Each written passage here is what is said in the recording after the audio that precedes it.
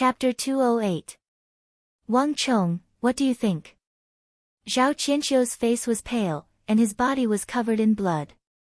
The group was covered in wounds, and they had fought their way here. They had even lost 2 men along the way. The situation on White Tiger Peak was far more dangerous than what they thought it to be. Is this the student you spoke of?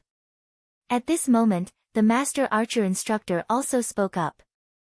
As he spoke, he looked at Zhao Qianqiu with a questioning gaze. His breathing was heavy, and his forehead was drenched in sweat. His clothes were torn, and it seemed like he had expended a great deal of energy. He was the only one who knew what kind of situation he had been through on the peak. All the master archers of the Turkic Khaganate viewed him as a thorn in their side. More than half of the arrows whistling through the air were aimed at him. Only master archers could deal with master archers, and only he knew what kind of pressure he was facing at the moment. The death that he was facing was much higher than that of anyone else present. Zhao Qianqiu nodded, indicating that he was the culprit. Howl! A ferocious wolf howl suddenly sounded from the gap in the collapsed wall, but it only lasted for a moment before it died. Hurry up, we don't have much time left. The anxious voice of 2 Imperial Army guards sounded from the gap. Beside them were 7 to 8 Turk wolf corpses, which they had just killed. The situation on White Tiger Peak was extremely disadvantageous.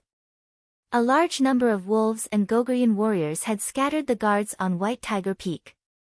The combined assault of the Turk master archers and Goguryeo warriors was inflicting heavy casualties on the guards on White Tiger Peak. The pressure quickly spread into the room, and everyone's eyes were on Wang Chong. It was Wang Chong's idea to summon the master archers and Imperial Army guards here, so naturally, everyone had high expectations of him. Chen Burang, come here. Without saying a word, Wang Chong beckoned Chen Burang over and called the young hunter over. The urgent matter at hand wasn't the Goguryons and wolf pack outside, but the Turk master archers and Goguryeo condor hunters. With these people around, none of the Imperial Army soldiers would be able to hold out for long. When dozens of master archers and condor archers aimed at a single person, even Zhao Qianqiu would be killed in an instant. This was the terrifying thing about a sharpshooter in the army. There's such a thing. That sharpshooter instructor had learned from Wang Chong that Chen Burang's innate talent was extraordinary, and his eyes were filled with astonishment. There wasn't a single sharpshooter who didn't have sharp ears and eyes. However, it was impossible for him to hear something from several kilometers away. It was even more impossible to determine the other party's exact location. It was now late at night, and even he couldn't tell how many sharpshooters were hiding in the dark or where they were. The appearance of this young hunter in the mountains had really shocked him. Of course, there were more surprises. I see what you mean. This is indeed a very good fortress. The sharpshooter instructor looked around. There were wolf fang arrows all over the ground. In Wang Chong's room, the light that he had lit up earlier had attracted a lot of attacks and became the first target. But it was also due to this that wolf fang arrows were scattered all over the ground. This was equivalent to a natural material and an unlimited supply of arrows. As a base for a counterattack, it was the best choice. However, it's useless. The tiger carcasses in the room aren't enough to defend against them at all. Unlike you, you will only attract 1 or 2 people at most. However, as long as I make a move, I'll attract the attention of all the master archers. By then, wolf fang arrows will rain down from all directions, and there won't be a safe place at all. The sharpshooter couldn't help but be impressed by Wang Chong's idea. To have Zhao Qianqiu and the others protect them from the wolves and Goguryons outside, they would be able to launch a counterattack. Given his strength, as long as he had a decent, safe house, it would be much larger than all of Zhao Qianqiu and the others combined. It wasn't that he didn't think of finding a safe place to launch a counterattack, but such a place didn't exist on White Tiger Peak. Of course, these tiger carcasses aren't enough. However, it'll be a different story if we include the metal cages outside. Wang Chong finally voiced out his thoughts. Soon, the 12 metal cages that Zhao Qianqiu used to store the tigers were brought into the room. These metal cages were lined up closely against the walls, covering almost every corner of the room. When these empty metal cages were filled with tiger carcasses, wolf carcasses, and a large amount of rocks and rubble, the sturdiest fortress on White Tiger Peak was formed. In that instant, everyone in the room, including Zhao Qianqiu, Chen Burang, and the master archer instructor, looked at Wang Chong with a completely different gaze. As a hunter in the mountains, Chen Burang was no stranger to setting up traps and disguises. However, even Chen Burang didn't expect that these metal cages could be used to create a safe fortress for the only master archer instructor on the mountain. For an archer, if they had such a free hand, they would be able to display their greatest power. The Turkic archers and the Gogurian Condor archers are both capable of long-range shooting, and the Gogurian's Condor archers are the most formidable. Chen Burang, help instructor Chen. If you hear any long-range shooting, enter the metal cage at the center in advance. Wang Chong pointed to a 2-story metal cage at the center. This was specially made by Wang Chong, and it was made up of 2 metal cages stacked on top of one another.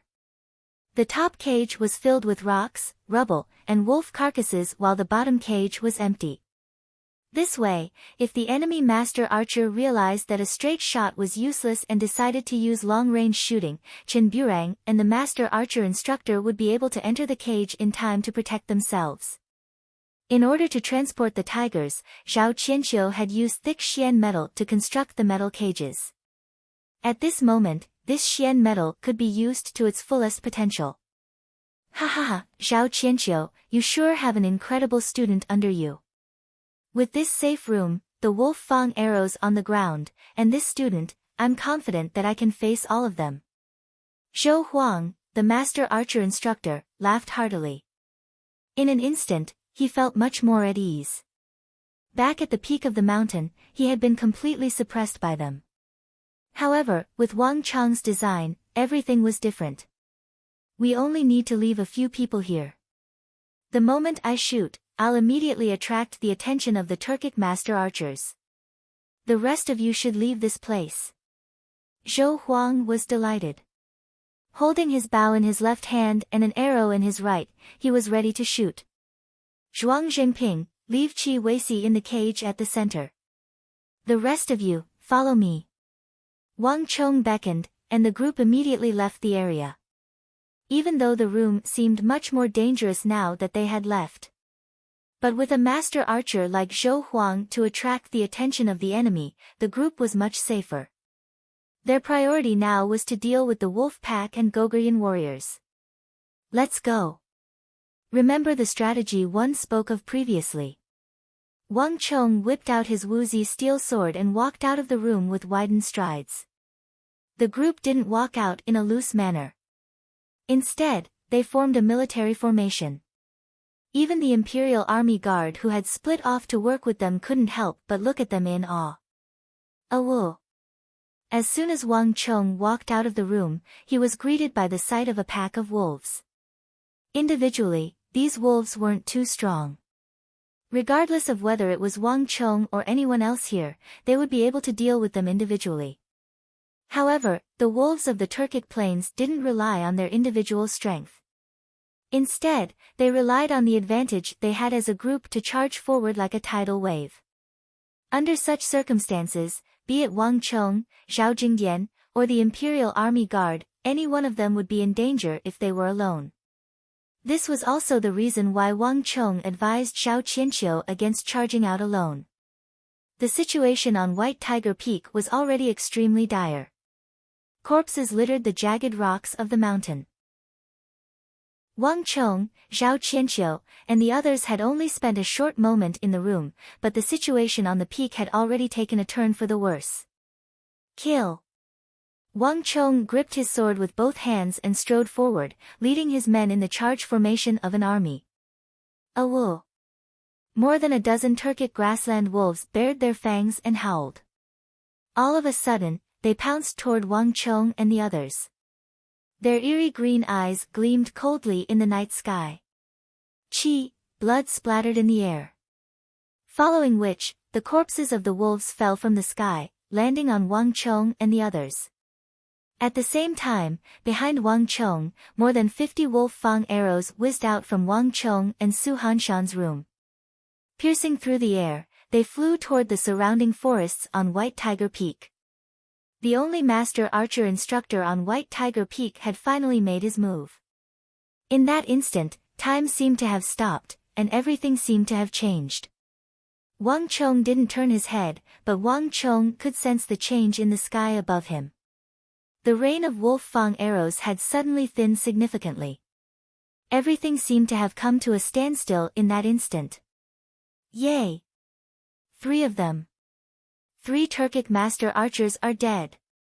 Suddenly, a furious roar sounded from the room behind him.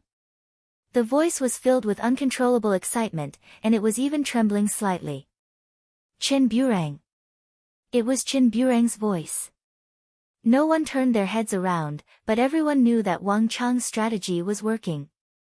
For the first time since the battle began, the Turkic master archers hidden in the forest had suffered casualties. Everyone heaved a sigh of relief, and the pressure weighing down on them lessened significantly. Spread out. As soon as he heard Chen Burang's voice, Wang Chong immediately issued an order. Everyone dashed forward at lightning speed, trying their best to get as far away from Chen Burang and Zhou Huang as possible. Xiao xiao xiao. A hair-raising sound echoed in the air. Not too long after Zhou Huang's arrows were released, a dense barrage of several thousand arrows came from all directions. Every single arrow was aimed at the area where Zhou Huang and Chen Burang were. Chapter 209. Wang Chong's strategy worked. Countless arrows rained down on Zhou Huang and Chen Burang's room. Relying on the metal cage in the middle, they managed to survive the first wave of arrows. Xiao xiao xiao. Another wave of arrows was released, and the surrounding mountains suddenly quietened down. A battle between master archers wasn't just a competition of numbers. A battle between a master archer and a group of master archers wasn't as simple as it seemed on the surface. When Zhou Huang obtained a safe house and killed 6 master archers consecutively, an invisible pressure was suddenly born on White Tiger Peak. The mountain range several miles away from White Tiger Peak suddenly became quiet. Zhou Huang's archery and Chen Burang's extraordinary talent formed the perfect combination. In the surroundings, the dozens of fearless Turkic master archers and Gogurian condor archers finally quieted down. Wang Chong knew that his chance had come. Over there. A dozen zhang away, an instructor whose left shoulder had been pierced by a wolf fang arrow was lying on the ground with a pale face. Around him were dozens of wolf corpses and newly replenished Turk wolves. Dozens of wolves were attacking him relentlessly, and other than a few Imperial Army guards who had been killed by the wolf fang arrows, there was no one else around him.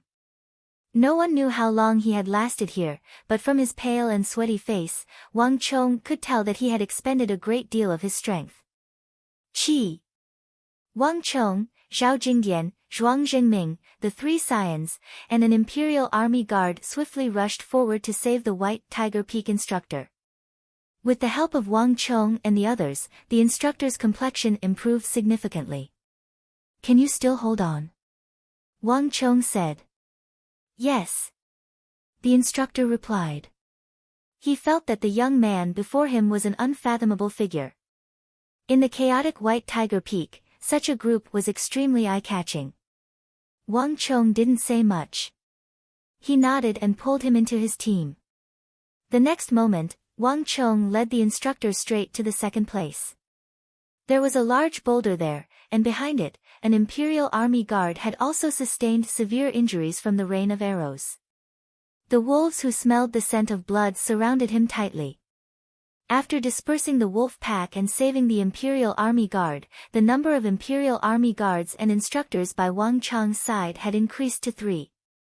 Wang Chong's determination, confidence, and calmness had successfully won the trust of these Imperial Army Guards and instructors.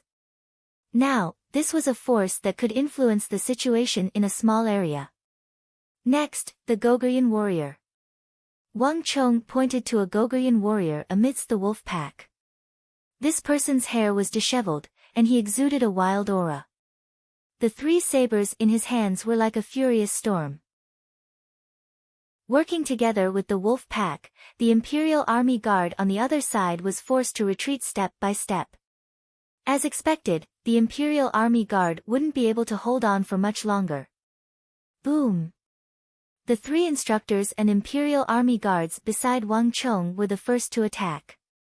Following which, Wang Chong, Zhao Jingdian, Zhuang Jinping, and the other scions followed suit and attacked as per their agreement.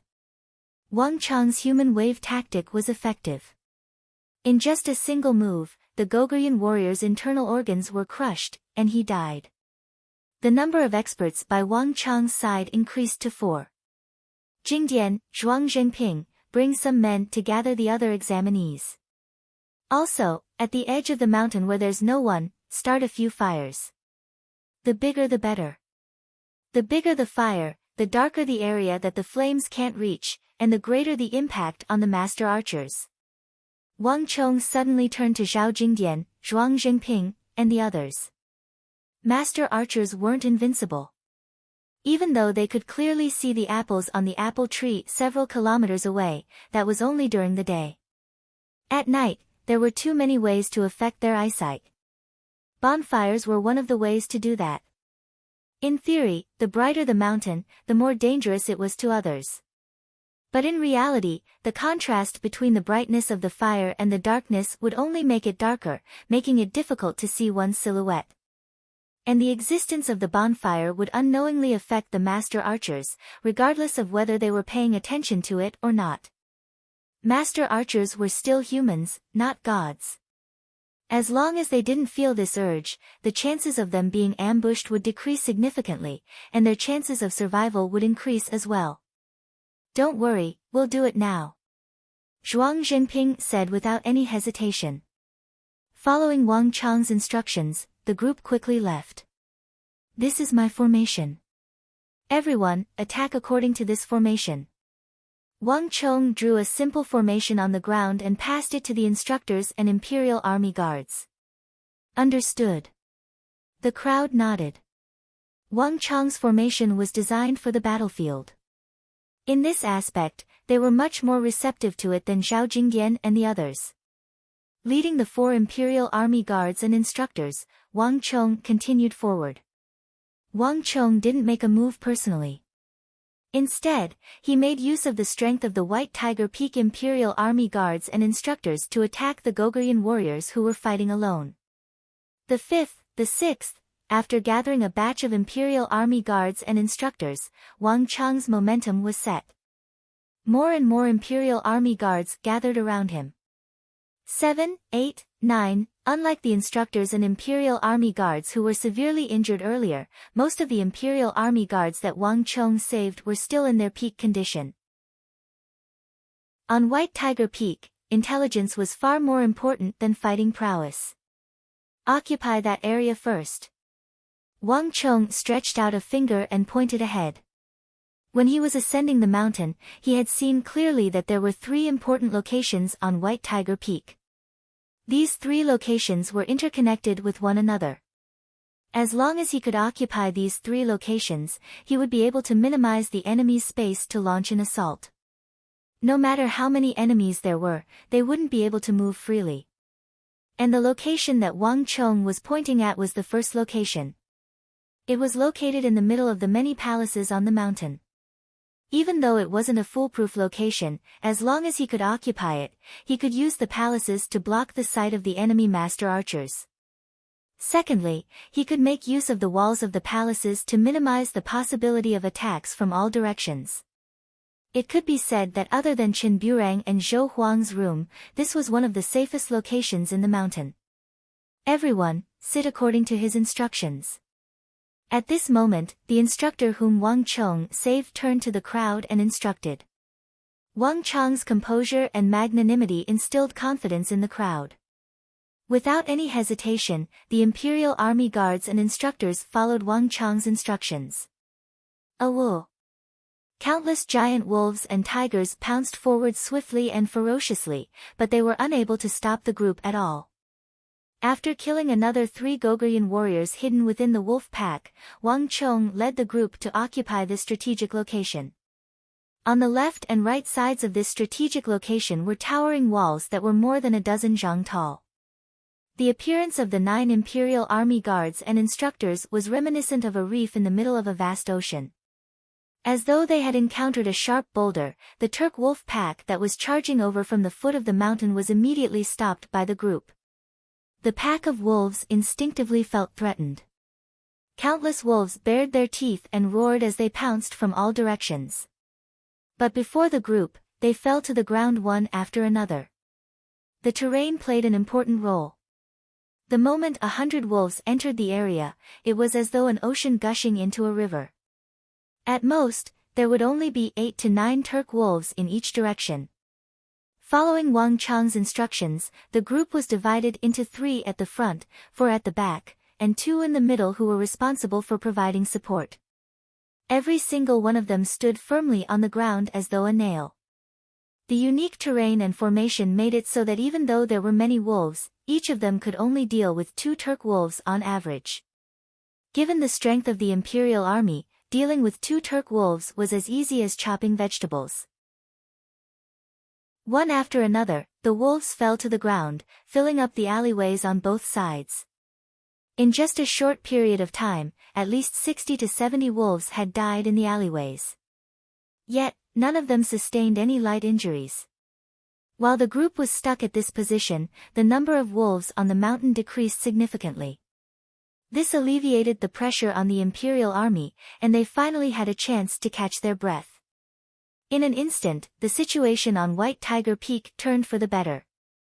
To think that such a small change could bring about such a huge effect. In an instant, everyone's trust in Wang Chong grew.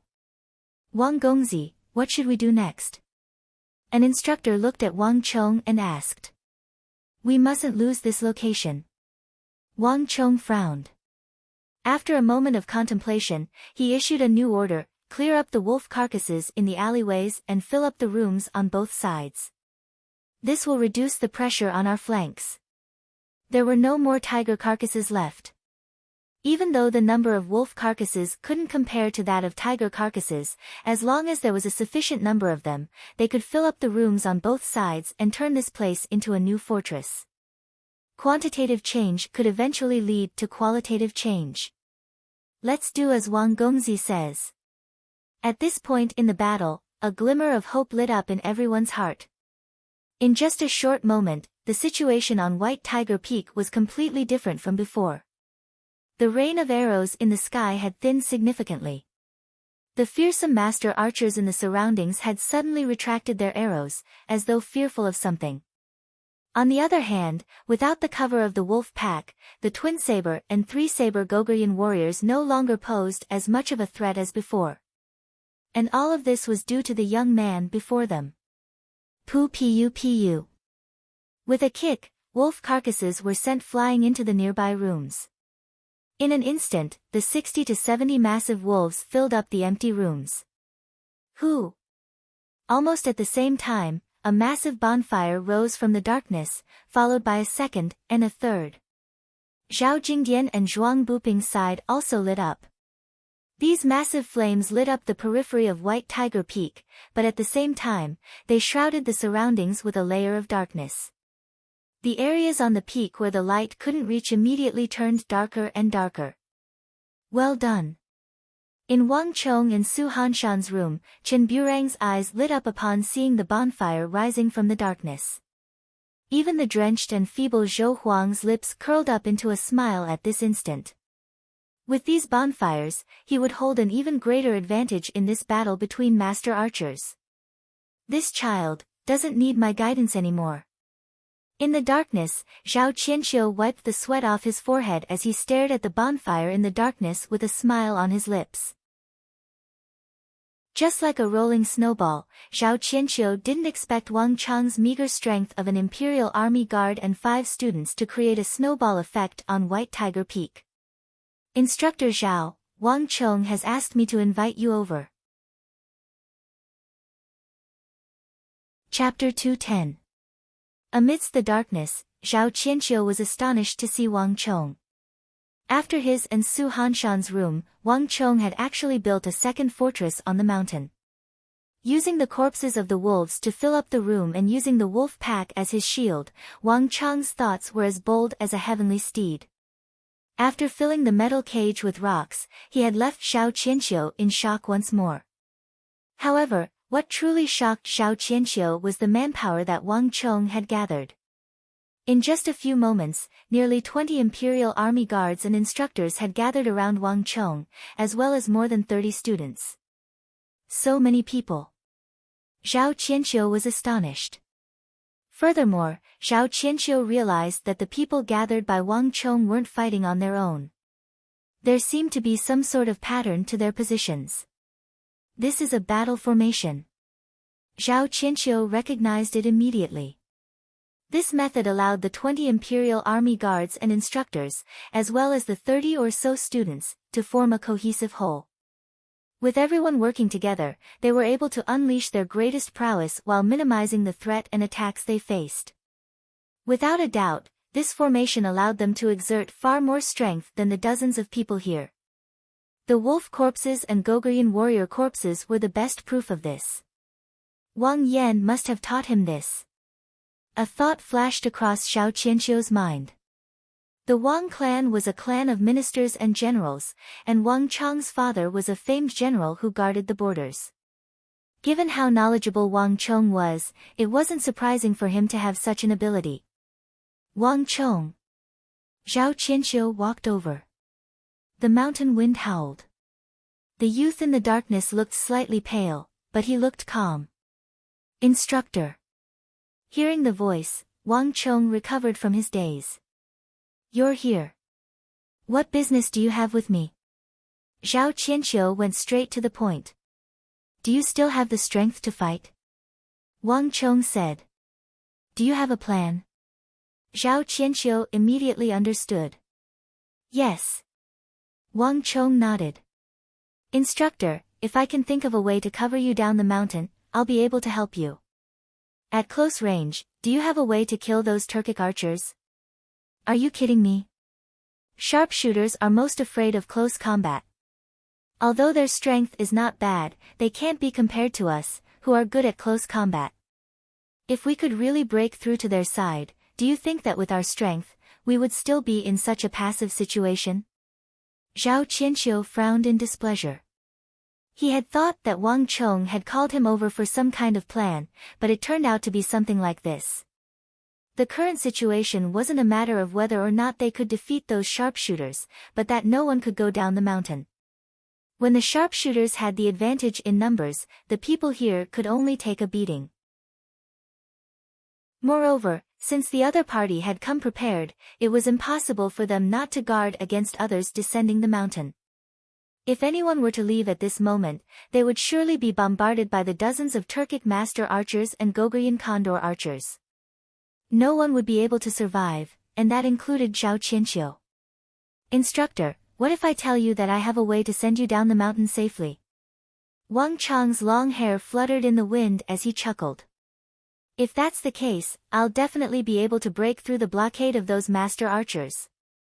Zhao Qianqiu was taken aback for a moment before a cold killing intent flashed across his eyes. The greatest problem with White Tiger Peak was the lack of cover, making it easy for one to be ambushed on the way down. But if one were to break through this barrier, the forest would be filled with trees, rocks, and vines.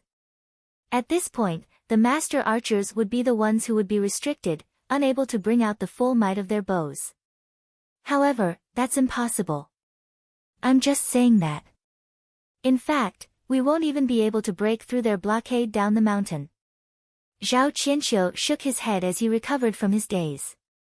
Hee, of course it won't work under normal circumstances, but look over there. Wang Chong chuckled. Then, he raised a finger and pointed in a certain direction.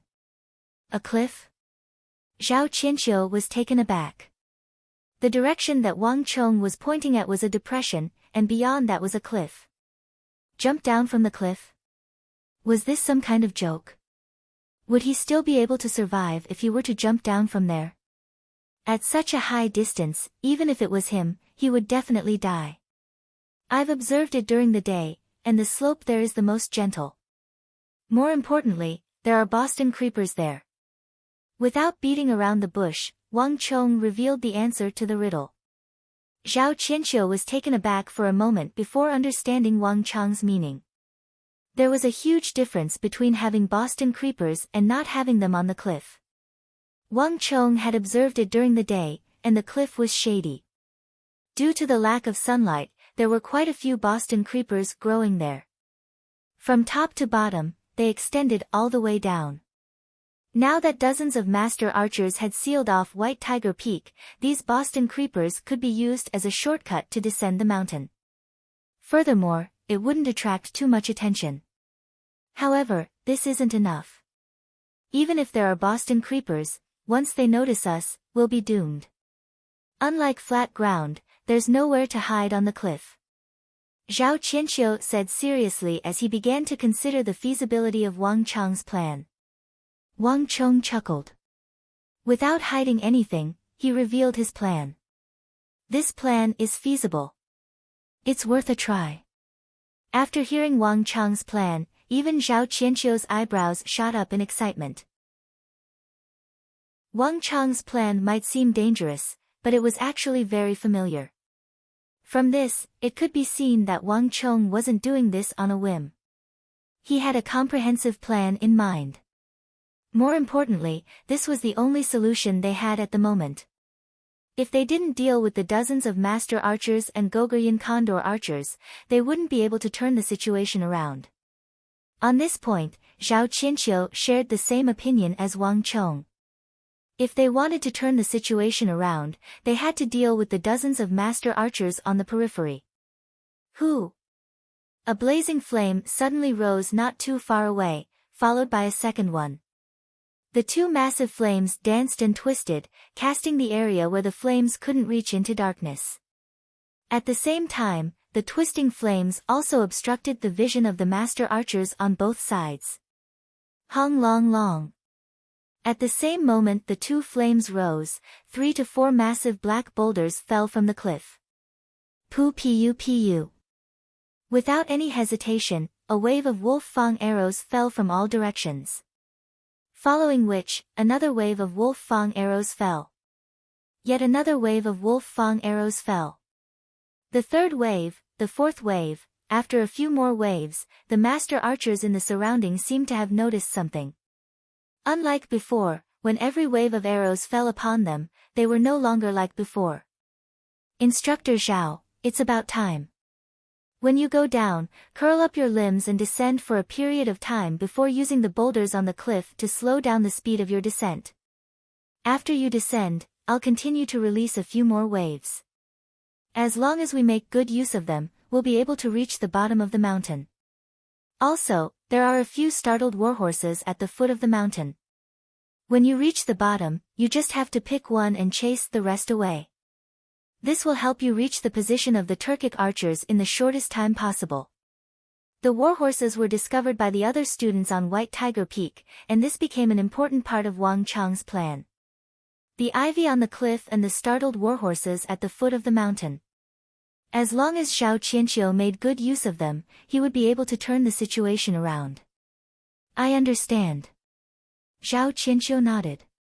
Under the cover of the two blazing flames, while Wang Chong and the others were tossing out the wolf corpses, he slipped into the crowd and disappeared without a trace. Instructor Zhao, take care. Whether we can turn the situation around or not will depend on you. Gazing in the direction where Zhao Qianqiu disappeared, Wang Chong quickly turned around. However, this wasn't the time to worry about Zhao Qianqiu. There were already many people gathered at the center of the palaces. With so many people, they would be a huge target. If a volley of arrows were to fall on them, they would suffer heavy losses. Wang Chong knew that on this mountain, no matter where, it was impossible to gather too many people. Now, the second one. Wang Chong drew his sword and pointed it toward the second strategic point on White Tiger Peak. Everyone who saw the second strategic point that Wang Chong spoke of was astonished. That was because Wang Chong was referring to the massive white tiger statue at the top of the mountain. To Wang Chong, the area beneath the white tiger statue was empty. This was a natural place for him to hide from the arrows of the master archers.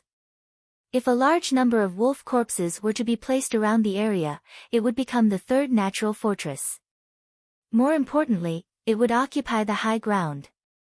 Without the slightest hesitation, Wang Chong led his men to successfully occupy the second strategic point. With the experience from the first time, the group moved even faster this time. In just a few breaths, they had already completed half of the defense, and a moment later, the second fortress was completed.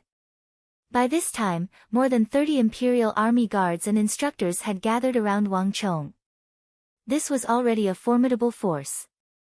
As long as the Imperial Army of the Tang dynasty were to gather together, as long as there was a safe haven, everything would snowball. There was no need for Wang Chong to worry about anything else. After pointing out the location of the third strategic point to them, Wang Chong sat down cross-legged. It's my turn to make a move now. Wang Chong's mind was in turmoil. After searching through the entire White Tiger Peak, he was certain that Wei Hao and the others weren't on this mountain. Wei Hao, I hope that you can hold on. With such thoughts in mind, Wang Chong quickly took out 2 pills that the Holy Emperor had bestowed upon him in the imperial prison. Initially, Wang Chong had planned to use these pills after he had completed 1 cycle of the 6 arms skill and familiarized himself with it. However, he couldn't wait for that time to come. With a gulp, Wang Chong swallowed the 2 pills. For a moment, hot air filled the air, and a huge wave of medicinal energy exploded from within Wang Chong's body. Wang Chong's face was flushed red, and his body was steaming hot. Soon, a white mist rose from his body. The medicinal energy from the Imperial Palace's hidden pills washed through Wang Chong's body like a tidal wave. Without any hesitation, Wang Chong guided the huge wave of primal qi into the meridians and acupoints in his arms. Bang bang bang. With the support of the powerful external force of the pills, the sealed meridians and acupoints in Wang Chong's body opened up. The advancement of the 6 arms skill in a short period of time was equivalent to several months of hard work for Wang Chong. What a concentrated pill! As expected of the imperial pill of the Imperial Palace. A thought flashed across Wang Chong's mind. Without any hesitation, he drove the primal qi in his body to fuse with the medicinal energy and rushed it toward the meridians and acupoints. Boom! After an unknown period of time, Wang Chong's body suddenly jolted. The final acupoint of the 6 arms skill opened up. At the same time, a burst of cheers sounded. The Imperial Army guards and instructors that Wang Chong had gathered had successfully occupied the third strategic point. Chapter 211. Clang. Beneath the massive white tiger statue, Wang Chong abruptly unsheathed his sword and executed the single-character consecutive slash.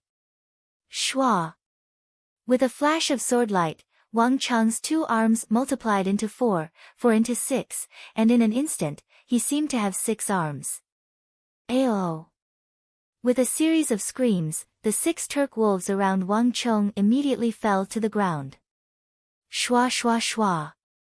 Wang Chong's feet moved continuously in the midst of the wolf pack, executing the single-character consecutive slash to its limit. Pack after pack of giant wolves fell down one after another. Every time Wang Chong raised his Wuzi steel sword, 6 wolves would be slain. In a few short moments, rivers of blood flowed around Wang Chong, and the corpses of the wolves filled the area. The originally crowded mountaintop suddenly became empty. In terms of efficiency in slaughtering these wolves, Wang Chong was even more formidable than Zhao Jingdian, Zhuang Zhenping, and the others combined. This was the efficiency of the hexad arms technique and single-character consecutive slash. Xiao. While Wang Chong was massacring the wolves, Xiao. A sharp whistle came from the night sky. In the darkness, a thick wolf fang arrow spun rapidly, piercing through the air and shooting toward Wang Chong. Careful! An anxious voice came from the distance. It was Qin Burang's. In the blink of an eye, Wang Chong abruptly turned his head around and saw Qin Burang poking his head out of the room in the distance. But a wolf fang arrow fell from the sky as fast as a bolt of lightning. Clang! Clang! Clang! With no time to think, Wang Chong's woozy steel sword split into 6 and slashed at the wolf fang arrow. Boom! He didn't feel it when he was watching from inside the house, but when the swords and arrows clashed, Wang Chong truly felt the power of those sharpshooters. When the woozy steel sword struck the wolf fang arrow, Wang Chong felt as if he had struck an iron mountain. His hands were numb, and his throat was filled with sweetness. The woozy steel sword did not manage to break the wolf fang arrow. Instead, the huge force sent Wang Chong flying. Boom! Wang Chong slid on the ground for more than 100 feet before he rolled and bounced back. He suddenly slid into a cave that was about 40 to 50 feet deep at the top of a mountain, barely avoiding a calamity. That was close. Wang Chong slid into it, his chest rising and falling rapidly. This was the first time he had fought against those sharpshooters. Wang Chong was well aware that the reason he hadn't been able to break the arrow was not because the arrow was tough, but because the origin energy contained in the arrow far surpassed his own. An archer's cultivation was concentrated in each arrow, causing the origin energy contained in their arrows to far surpass the norm. It was simply not something that he could break with a single arrow. Swish! At almost the same moment that Wang Chong slid into the cave, a rain of arrows shot out from Qin Burang's room, heading in the direction from which the first arrow had come. At this crucial moment, Zhou Huang had finally struck.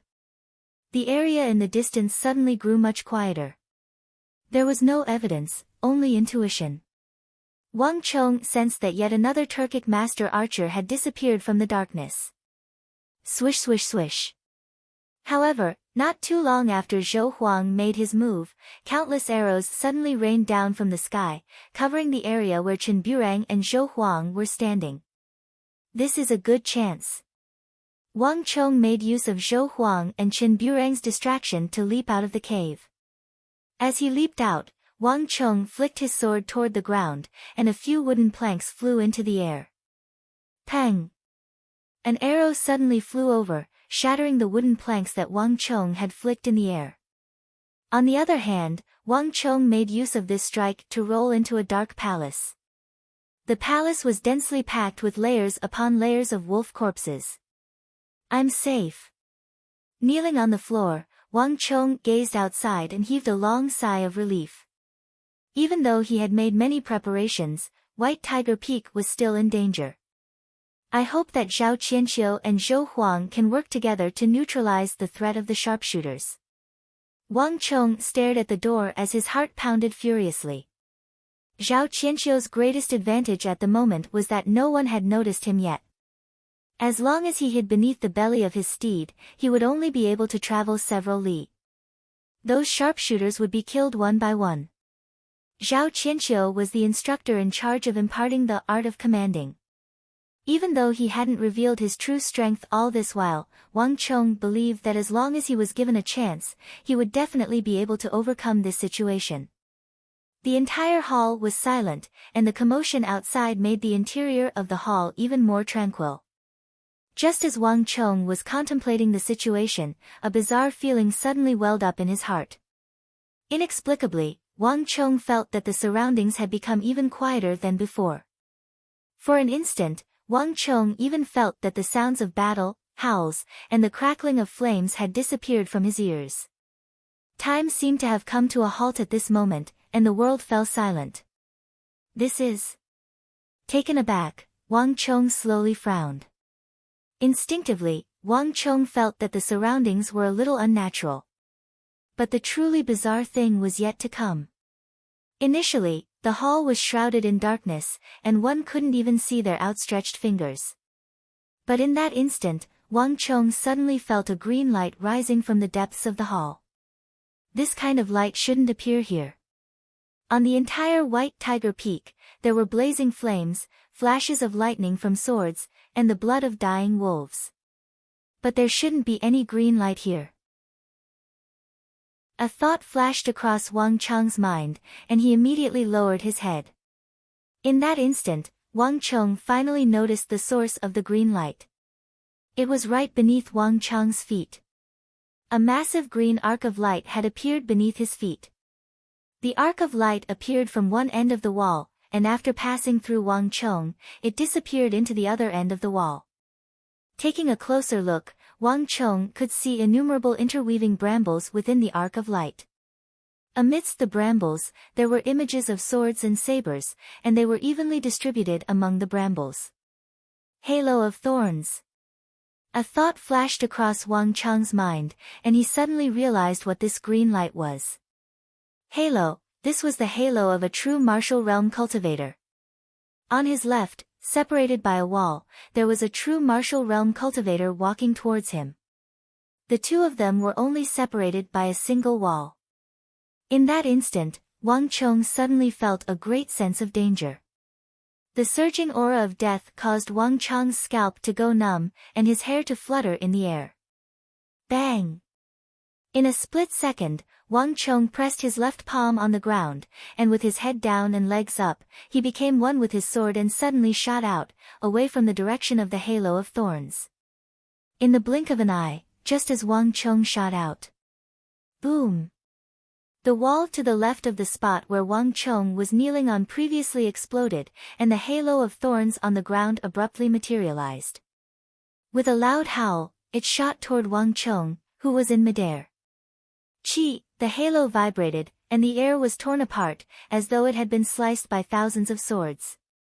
The vibrating halo and the air emanated a powerful force, and it brushed past Wang Cheng by a hair's breadth. If Wang Cheng's reaction had been the slightest bit slower, he would have been struck by the vibrating halo and the sharp gust of air. Lad, your reaction sure is fast. A coarse and wild voice suddenly sounded from outside the hall. This voice wasn't in the language of the Central Plains that Wang Cheng was familiar with, but the voice of a Goguryeo warrior. Boom! Before he could finish his words, 3 slender sabers shot out from behind the wall like pythons. The sabers spun, and with a momentum that could split the heavens and split the earth, they chased after Wang Cheng and slashed at him in midair. In that instant, Wang Cheng only had the time to raise his woozy steel sword before he was struck by the 3 Goguryeo sabers. What incredible strength! In that instant, a mist of blood burst out from Wang Cheng's arm. The strength that the Goguryeo warrior exerted was reminiscent of a ferocious beast, causing the blood vessels in his arm to rupture. Boom! The wall shattered, and Wang Cheng and his sword flew out from the shattered wall like a kite with its string cut, crashing into the alley behind him. Gongzi! A shout sounded, and Zhao Jingdian's figure appeared from behind the collapsed wall. Beside him were more than a dozen Imperial Army guards and instructors of White Tiger Peak. This was the second fortress built by Wang Cheng. When Wang Cheng flew out, the Goguryeo warrior finally appeared in the main hall. His muscular body, disheveled hair, and the 2 weapons in his hands were his most distinctive traits. But what left one with the deepest impression was his pair of dark and vicious eyes. As if a wolf, they were filled with ambition and fighting spirit. The Goguryons were a race that excelled in both farming and fighting. Their lack of resources made it imperative for them to be skilled in farming, and at the same time, their lack of resources also gave them the instincts of a wolf, making them prone to plundering. Only by constantly expanding and plundering could they obtain abundant resources to satisfy themselves. The unique traits of the Goguryons were on full display, and this included the Goguryeo expert before him. What kind of weapon is that? To think that it would be so formidable. In the main hall, the Goguryeo warrior wasn't in a hurry to attack. He held a saber in each of his hands and a 3rd saber by his right side. There weren't many people in the Central Plains who could fight in such a manner. But at this moment, his 3 weapons had been severed neatly at the tip of his saber. They were severed by Wang Cheng's woozy steel sword during the previous slash. Humph! The Goguryeo warrior tossed the 3 severed weapons to the ground. He pulled with both hands, and in the blink of an eye, he actually pulled out 3 long sabers from the sheaths hanging on his waist. To be able to wield 6 sabers at once, only the Gogurians were capable of such a combat style. Many experts of the Central Plains couldn't get used to fighting with the Gogurians at all. Ignore that lad. Destroy the walls here, kill the Tang Dynasty Imperial Army guards, and kill that master archer. All obstacles must be cleared. More importantly, none of the students in this training camp can be spared. The Gogurian warrior ordered in Gogurian. Boom! A green halo of thorns lit up, and the air within a radius of several dozen zhang around the Gogurian warrior became incomparably dangerous. At the same time, the Gogurian warrior raised the 3 sabers in his hands, and in an instant, they morphed into a storm of sword chi that charged toward the group behind the wall. Behind him, more than a dozen Gogurian warriors leaped out.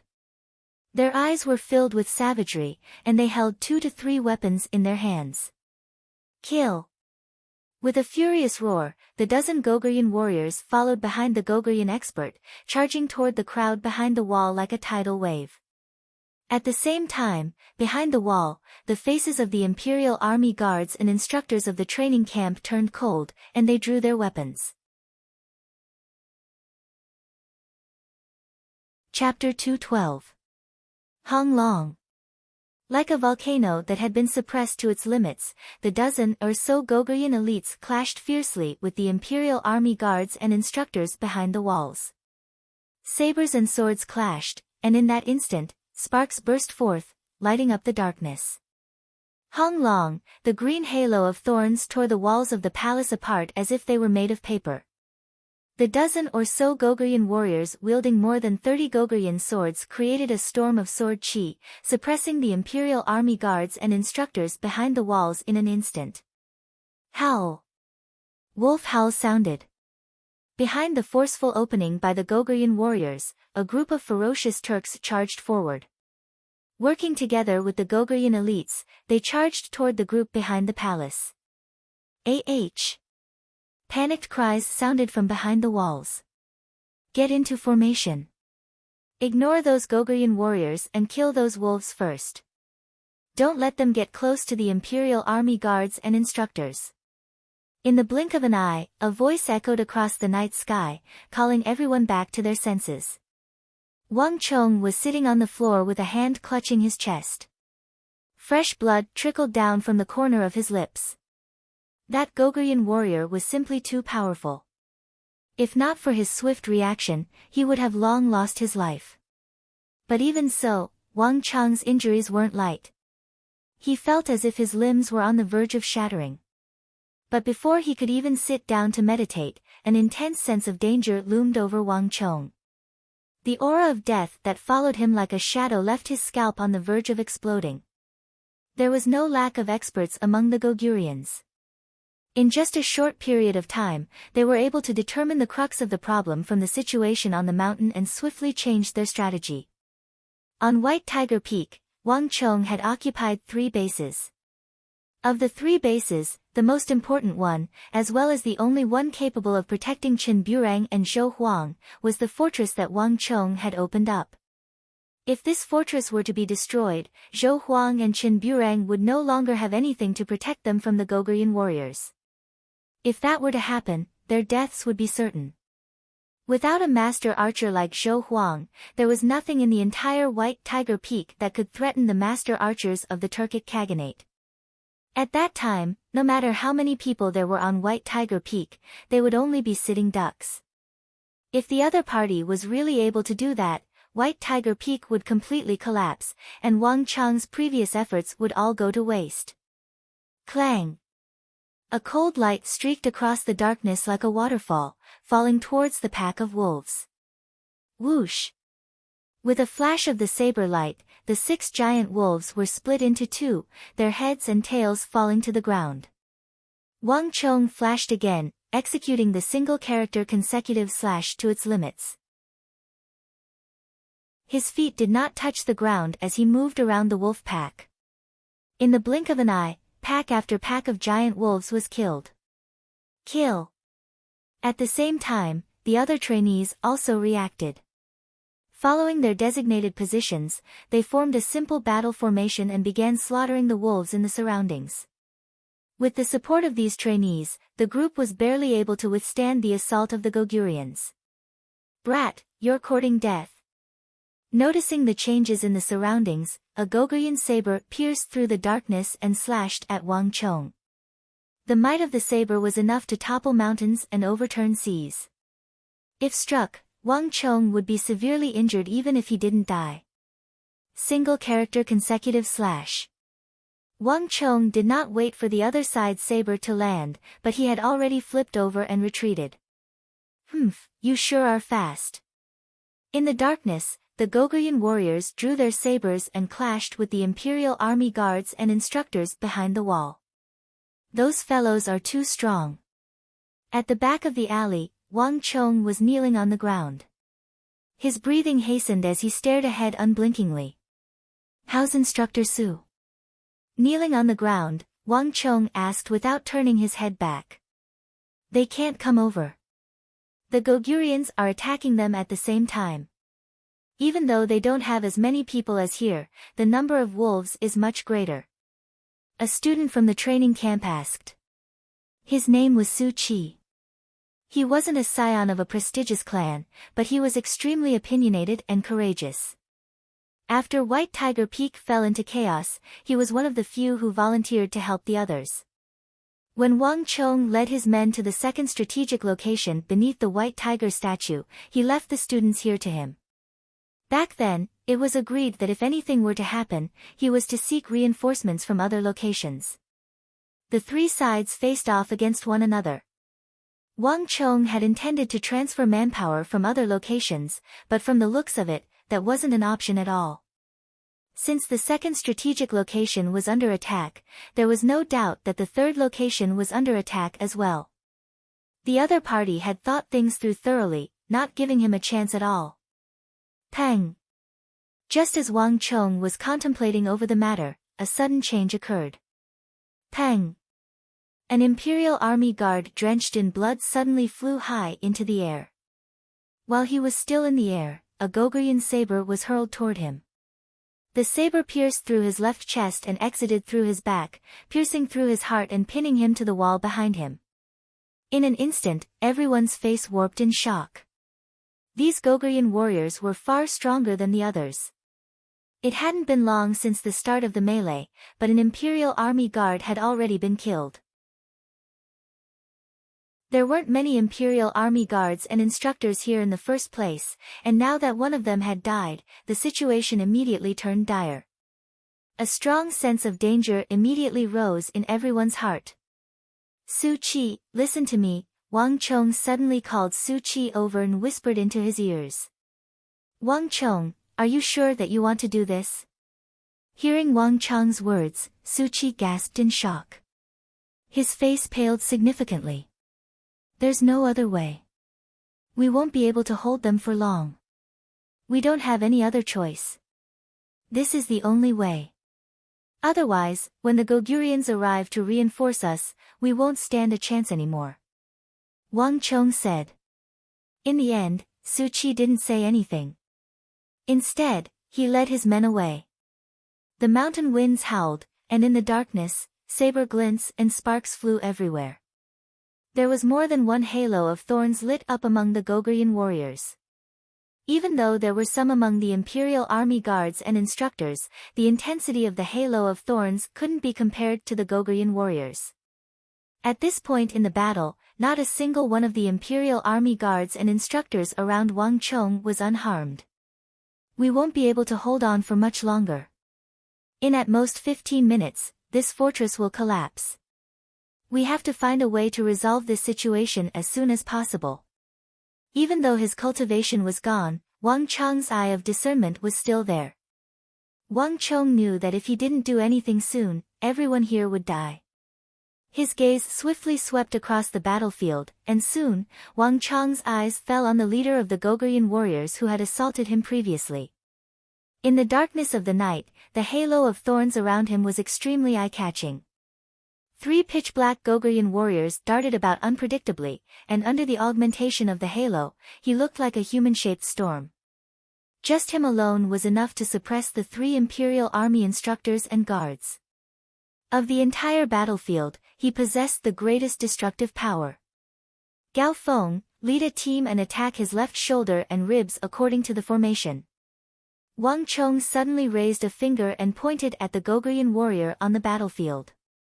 Understood. A resounding command sounded from behind. Nya Yan, lead a team and attack his right flank according to the formation. Aim for his crotch and legs. Wang Chong continued. Understood. A 17-year-old young man with a determined gaze replied with tacit understanding. Everyone, listen to my command. Wang Chong raised his hand and stared fixedly at the other side. Three Saber Stream was one of the strongest saber martial arts of the Goguryans. Together with another secret art, Duo Saber Stream, it was known as the two great martial arts of the Goguryeo Empire. It was the most widely practiced secret art among the Goguryeo warriors. Most people would be more proficient in using their right hand than their left. However, those who practiced Duo Saber Stream and Three Saber Stream would have their left and right hands equally powerful. As such, they would often feel as though they were fighting against two or even three people simultaneously. As such, regardless of whether it was the Duo Saber Stream or Three Saber Stream, they were extremely powerful. However, even though these secret arts were powerful, they weren't flawless. Wang Chong stared fixedly at the other side, not moving in the slightest. 1 second, 2 seconds, 3 seconds. Time ticked by, but Wang Chong still didn't give the order. Finally, just when the three Imperial Army guards and instructors were about to reach their limits, the leader of the Goguryeo warriors began to wield his saber and charge forward. At that moment, Wang Chong finally gave the order. Do it. Wang Chong's right hand swung down viciously. Boom! Without any hesitation, Gao Feng and the other recruits led by Nya Yan leaped forward, and as though eagles hunting down rabbits, they struck the leader of the Goguryeo warriors. Hong Long, the face of the Goguryeo warrior warped in horror. In a flash of light, the green halo of thorns abruptly morphed into a green tornado and shot forward, blocking the attacks of the Goguryeo warriors. Gao Feng, Nya Yan, and the others' weapons struck the green halo of thorns, but the only sound they produced was a metallic clash. It was as though the halo of thorns was a layer of resilient steel. Halo of blades, one of the halos of the true martial realm. It was also one of the most mysterious powers in the Central Plains. Those who possessed the halo of blades would have their origin energy burst forth, granting them the incomparably sharp properties of swords. Clang clang clang. The weapons in the hands of the Goguryeo warriors only lasted for a moment before they were sliced into two by the halo of thorns. In an instant, the faces of the group paled. Go to hell. A tyrannical voice in Goguryeo echoed in the air. Now's the time. Just as the leader of the Goguryeo warriors was about to launch a counterattack, Wang Chong, who was kneeling on the ground, leaped forward with a cold expression. Single character consecutive slash.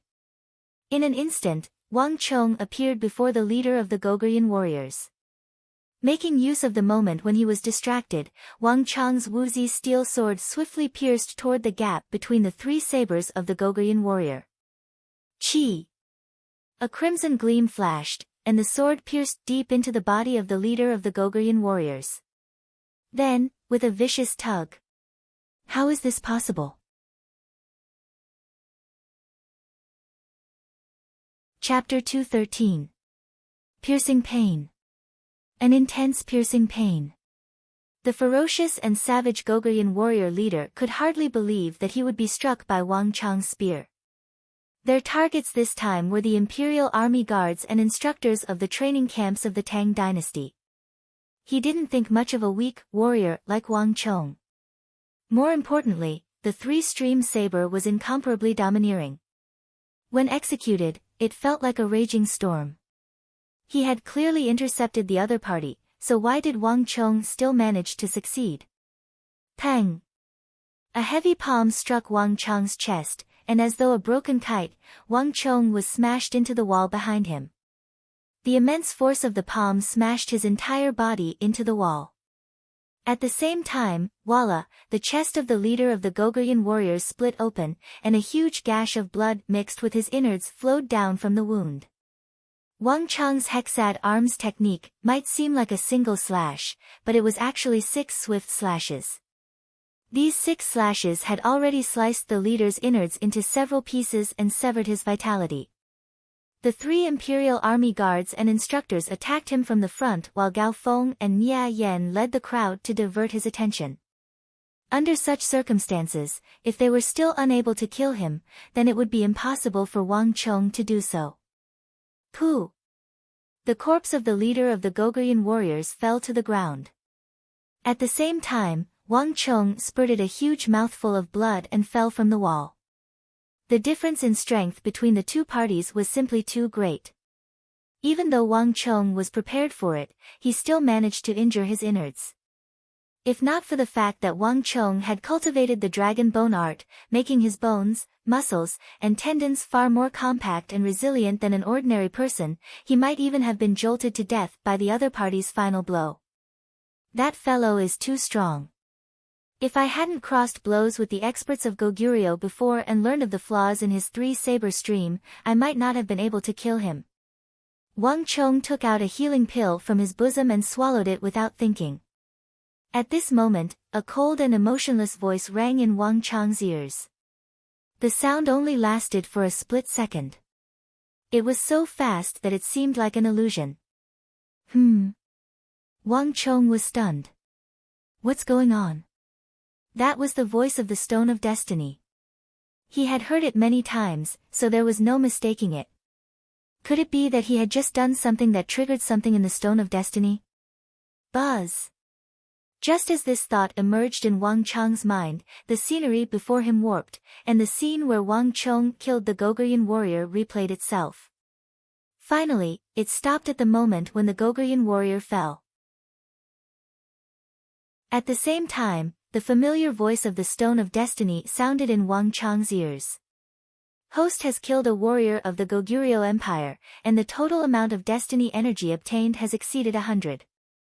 The conditions for activating the Bane of the Battlefield Halo have been met. Wang! Without any warning, with Wang Chong at the center, a powerful gale suddenly blew, and a formless energy gathered from all directions.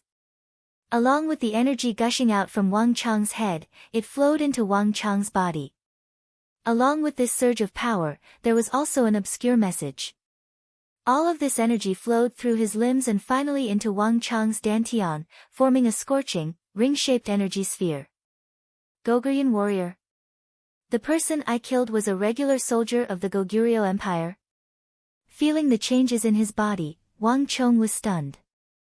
But what shocked Wang Chong the most was the final sentence. Halo. This was the greatest secret of this world.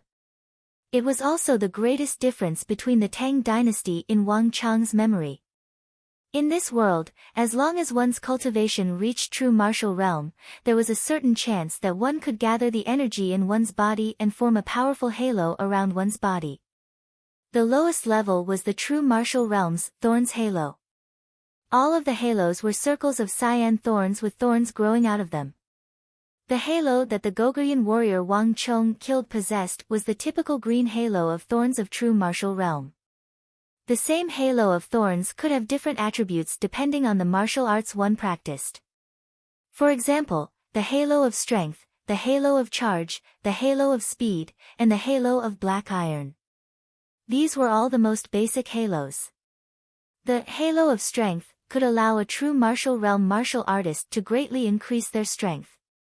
The halo of charge could allow a martial artist to suddenly soar to an astonishing level within a short period of time, even though it could not be sustained. The halo of speed was usually combined with a warhorse. With this halo, regardless of whether it was a warhorse or a person, they could all reach an unimaginable level. They could truly move as fast as lightning, leaving ordinary warhorses in the dust. As for the halo of black iron, it was a basic defensive halo. With this halo, regardless of whether it was the armor or the physical body, they could all be strengthened to a certain level. Even if they were to be slashed by ordinary swords, they would not be injured at all. Furthermore, these halos were mostly used in the military and on the battlefield. If one's cultivation were to improve and reach the higher profound martial realm, these basic halos would evolve into the stronger halo of thorns. The properties of the halos would also be strengthened further, such as the halo of earth, halo of storm, halo of barrier, halo of strength, and so on. Further up, there were even more powerful halos. One could even rely on the power contained in the halo to communicate with the heaven and earth, erupting with strength comparable to that of gods. And the strongest god martial realm halo was said to be able to destroy the heavens and earth, challenging the gods of heaven and earth. In his previous life, the highest Wang Chong could reach was the pinnacle of the Saint Martial Realm, and he wasn't able to reach the legendary God Martial Realm. But this kind of strength truly existed. No one knew the secret of the halos. What Wang Chong knew was that when he descended into this world in his previous life, martial halos already existed in this world. Furthermore, the power of this halo had been passed down for a long time, as though it appeared at the same time as the birth of this world. In this world, halos represented strength. The strongest strength was the strongest halo, and the two were one. However, these powerful halos couldn't be touched before the true martial realm. Wang Chong had never heard of an Essence Chi realm martial artist possessing a martial halo. Bane of the battlefield halo? I actually possess a true martial realm halo at the Essence Chi realm. Wang Chong was long stunned by the changes in his body. He read the information that appeared out of nowhere in his mind and confirmed one thing. That was that the newly born energy in his body was indeed a brand new halo. Bane of the battlefield. This was a brand new halo. In Wang Chong's long career of war, this was the first time he encountered this kind of martial halo. And from the information in his mind, Wang Chong also understood the effects of this halo, Bane of the battlefield, regardless of the halo effect on the enemy soldier. The degree of weakening is determined according to the level and strength of the Bane of the battlefield halo. If the enemy does not have a halo, it will be weakened by one realm according to the enemy's realm. This halo only has an effect on soldiers, and is ineffective on generals. Current halo, level 0. Battlefield halo. The moment Wang Chong received this information from the Stone of Destiny, he understood the properties of this halo. Without a doubt, this was a halo that was only suitable for the battlefield. Furthermore, the halo's level was not high.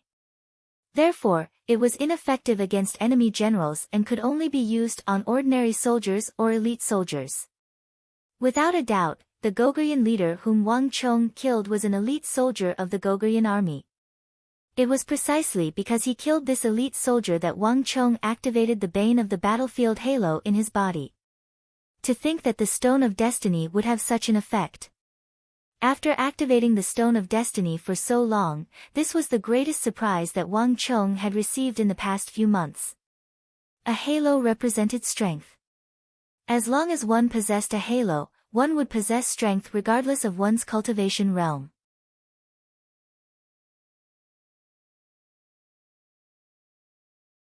Chapter 214. What's going on? Why did my strength suddenly decrease? Why did my origin energy suddenly become so sluggish? At the same time, as soon as Wang Chong activated the Bane of the battlefield halo, the ferocious Goguryeo warriors within 100 zhang immediately sensed it. Some of the true martial realm Goguryeo experts with halos immediately felt the halo of thorns beneath their feet weakening significantly. On the other hand, the Goguryeo warriors without halos experienced an even greater change. Even though there wasn't any change, they suddenly felt as though they were being restrained by an invisible force, and the flow of origin energy in their bodies slowed significantly. It was as though a raging river had suddenly turned into a viscous mud. It was extremely uncomfortable. In a battle between experts, every second counts, needless to say, on such an intense battlefield. In an instant, the Goguryeo warriors who had been suppressing the Goguryons with their ferocious attacks suddenly fell into chaos. Under the effects of the bane of the battlefield halo, the Goguryons began to panic. Everyone, including Wang Chong, noticed the abnormality occurring among the Goguryons. This is great. At this moment, the happiest person was none other than Wang Chong. The effects of the bane of the battlefield halo were far more formidable than he had expected. More importantly, no one knew that he was the culprit behind it. Kill! Roaring furiously, Wang Chong executed the single-character consecutive slash and became one with his sword. He was the first to leap forward. Even though the others within 100 zhang around him had no idea what was going on, they knew that this was the best situation for them. Kill! Kill them all. Don't let them escape. Roused, the crowd gathered their remaining strength and launched a counterattack against the Goguryeo warriors. At this moment, the fearsome Goguryeo warriors seemed to have turned into a different person. The inexplicable weakening of their fighting prowess brought about a chain reaction. One after another, the Goguryeo warriors fell under the assault of the Goguryeo warriors. What's going on? Why is my origin energy suddenly going out of control? What did the imperial army of the Tang dynasty pull off? Send the signal. Have the master archers of the Turks shoot their arrows and kill them. Shocked and infuriated, the Goguryeo warriors cursed furiously in Goguryeo. In the blink of an eye, a roar that sounded like a dragon or a tiger suddenly rang out from the mountains in the distance. The roar revealed a monstrous rage, as well as venting one's desire. It's Zhao Qianqiu. Wang Chong was overjoyed. It's Instructor Zhao. Everyone, do your best. Instructor Zhao has succeeded. Wang Chong said energetically. While saying those words, he slashed down 2 Turkic wolves with a wave of his hand. After which, he leaped forward with his sword and slashed at a panicking Goguryeo warrior. The bane of the battlefield was only effective against the enemies of the Goguryons. Thus, Wang Chong chose to target the Goguryons within the white ripples. Come here, all of you gather here. Stop them, or else no one will be able to leave. A Goguryeo warrior who seemed to be the temporary leader shouted anxiously behind him. Soon, with someone taking the lead, the Goguryeo warriors managed to stabilize their footing and fend off the attacks. But in the next moment, a devastating blow came from behind a collapsed wall. Xiao xiao xiao. The shrill whistling of the air could pierce one's eardrums. In the darkness, dozens of Turk wolf fang arrows gleaming with a cold gleam shot out from the gap in the collapsed wall. But this time, the wolf fang arrows weren't aimed at the great Tang army but the Goguryons who were engaged in a fierce battle. Pu. 7 or 8 Goguryons were struck in the heart, and they fell to the ground like wooden pillars. Most of them were struck in the chest or shoulder by the wolf fang arrows, and the immense force of the arrows even pierced through their bodies, sending them flying 7 to 8 zhang away. At this crucial moment, Su Qi had finally led his men to clear out the wolf corpses in the palace on the other side of the alley. This palace was meant to fend off the attacks of the master archers of the Turks. It was precisely because of the existence of this palace filled with wolf corpses that everyone was able to fight in the alleyway unscathed. However, the palace also prevented Zhou Huang from providing support to the others with arrows. Wang Chong had Su Qi and his men clear away the wolf corpses in the palace, thus creating a path for Zhou Huang to shoot. Even though the threat of the master archers of the Turk had increased exponentially due to this, there was always a chance of survival. This is a good chance. Upon receiving Zhou Huang's support, Wang Chong was delighted. Pooh! A cold gleam flashed, and fresh blood splattered. Wang Chong was one with his sword, and in an instant, he leaped forward. The Wuzi steel sword in his hand pierced into the heart of a Goguryeo warrior a dozen zhang away. This Goguryeo warrior was already injured to begin with, and Zhou Huang's wolf fang arrow had left him severely injured. Caught off guard, he was instantly killed by Wang Chong's sword. Congratulations to user for killing 2 Goguryeo warriors. At the same time, Wang Chang's vision blurred, and a surge of information flowed into Wang Chang's mind. The Goguryeo warrior whom Wang Chong had killed was one of the Goguryeo warriors chosen by the White Ripples.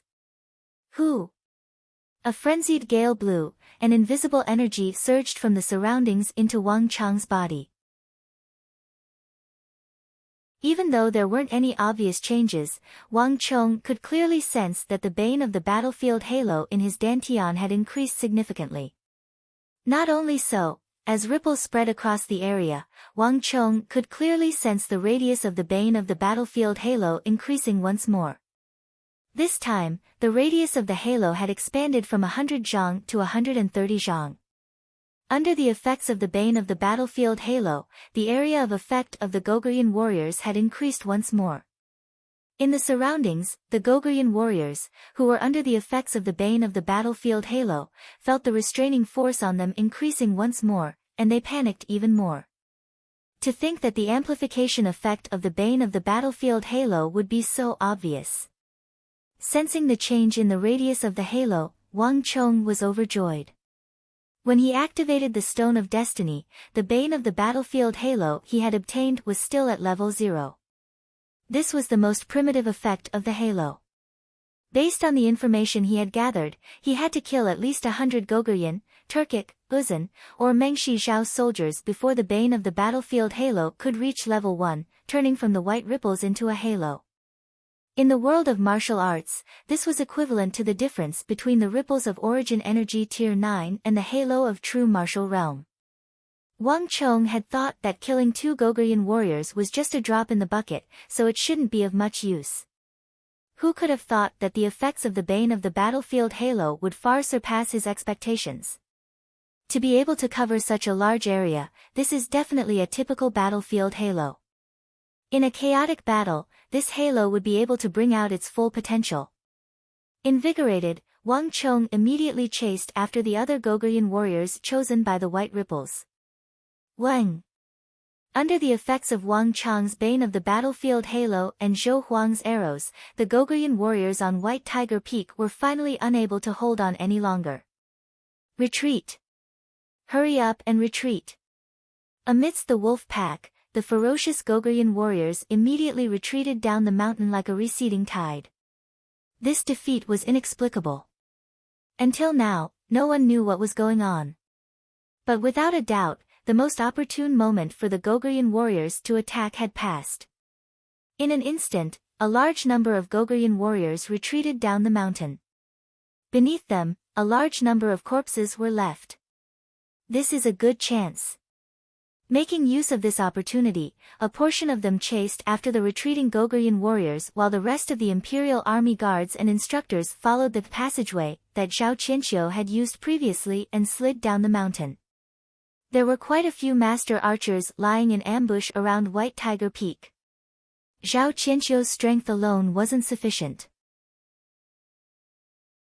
Only by neutralizing the master archers would White Tiger Peak be truly safe. Instructor, those people have retreated. In Wang Chong and Su Hanshan's room, Chen Burang's ears twitched, and he suddenly turned around to look at Zhou Huang with a delighted expression.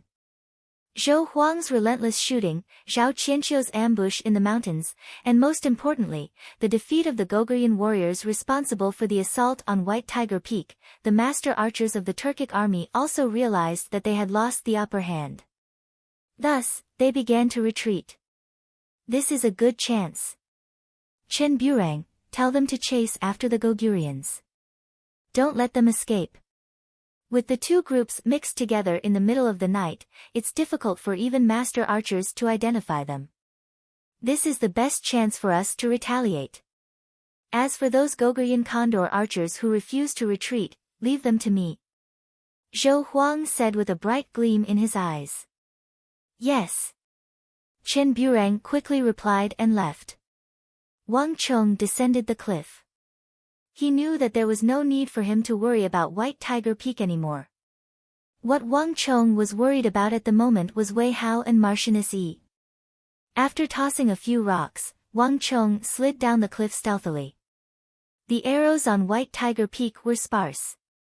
The master archers seemed to have retreated, and no one bothered with Wang Chong. Neigh.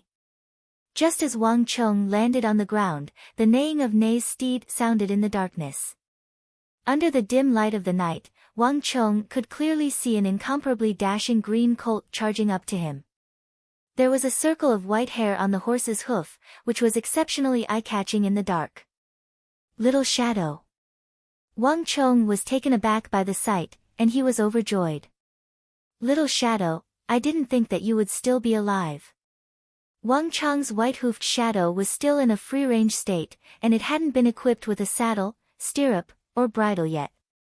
Thus, when the Turks and Gogurians attacked, even Wang Chong had no idea where it went. With so many Gogurians and Turks, a rain of arrows, and a pack of wolves, Wang Chong thought that the white-hoofed shadow was already dead. But from the looks of it now, the little fellow seemed to be extremely vigilant. It had actually escaped in advance, dodging the calamity. Little Shadow, you came at the right time. It's time for me to borrow your strength. Wang Chong patted the white-hoofed shadow's cheeks lightly, and the latter neighed excitedly. The white-hoofed shadow was still young, and it shouldn't have reached the age to be ridden yet. But at this moment, Wang Chong couldn't care so much anymore. He had no idea how the azure dragon, vermilion bird, and black tortoise bases were faring. Since he didn't know whether Wei Hao was alive or not, he could only borrow Little Shadow's strength to rush over. Who? With a swift movement, Wang Chong leaped onto the back of his steed. In the next instant, the wind howled by his sides.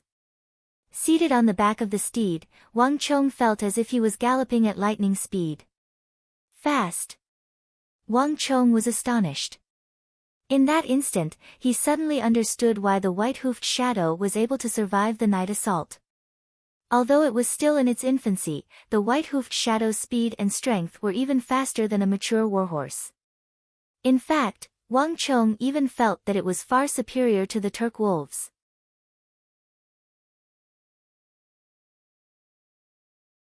Chapter 215. Da. The white-hoofed shadow galloped nimbly through the rubble.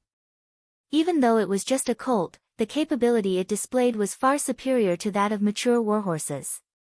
The ability of the royal family to tame horses was on full display on the white-hoofed shadow.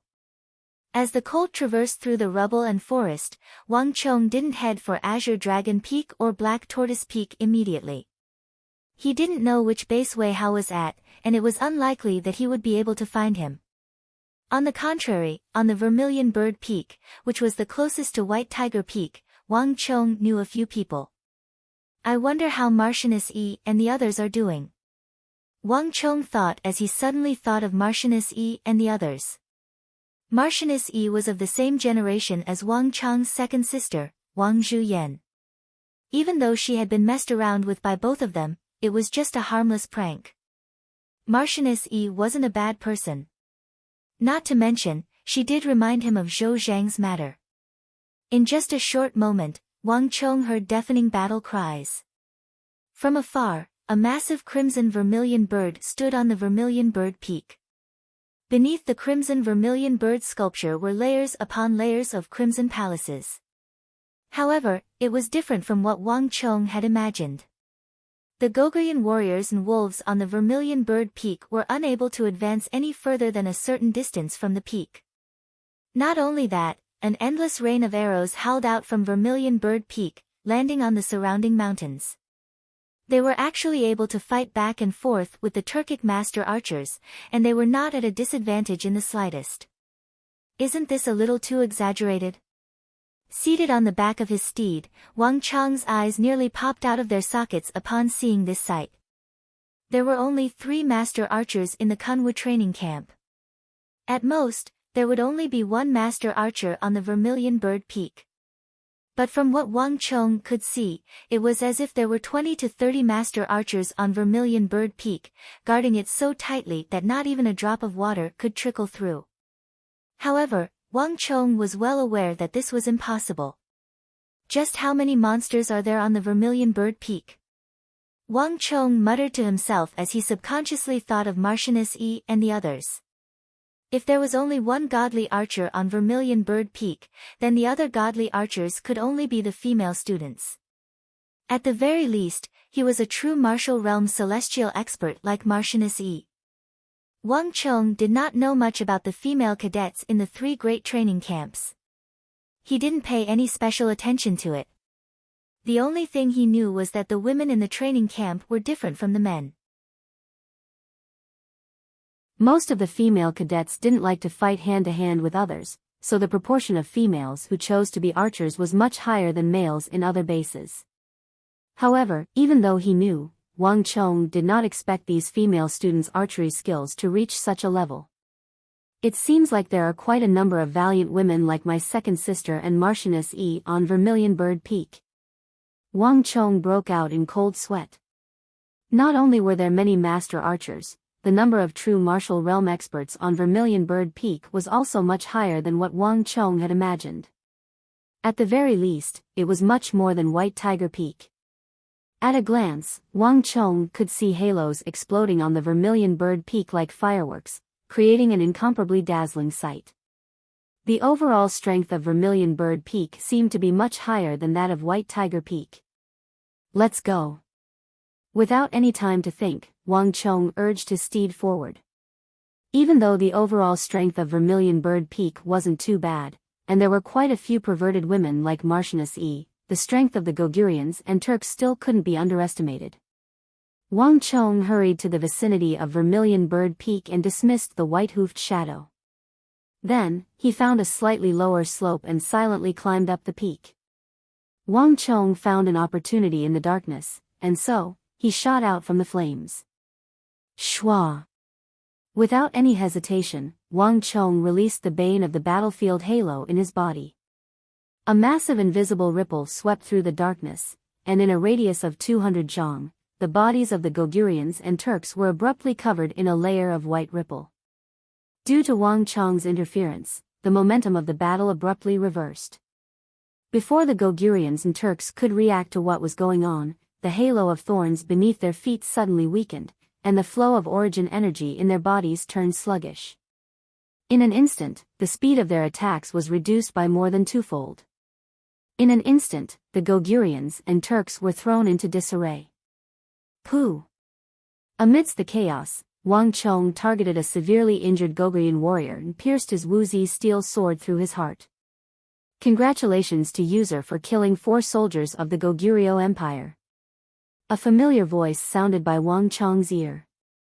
A powerful gale blew, and invisible energy gathered from the surroundings and gushed into Wang Chong's body. Wang Chong's bane of the battlefield halo grew stronger once more. Amidst the darkness, invisible ripples began to spread. Wang Chong's bane of the battlefield halo, which had already reached a radius of 200 zhang, began to expand once more. This time, it reached a radius of 250 zhang, enveloping even more Gogurian warriors. Pu. In an instant, a large number of Gogurian warriors were caught off guard and fell to the ground in a fluster.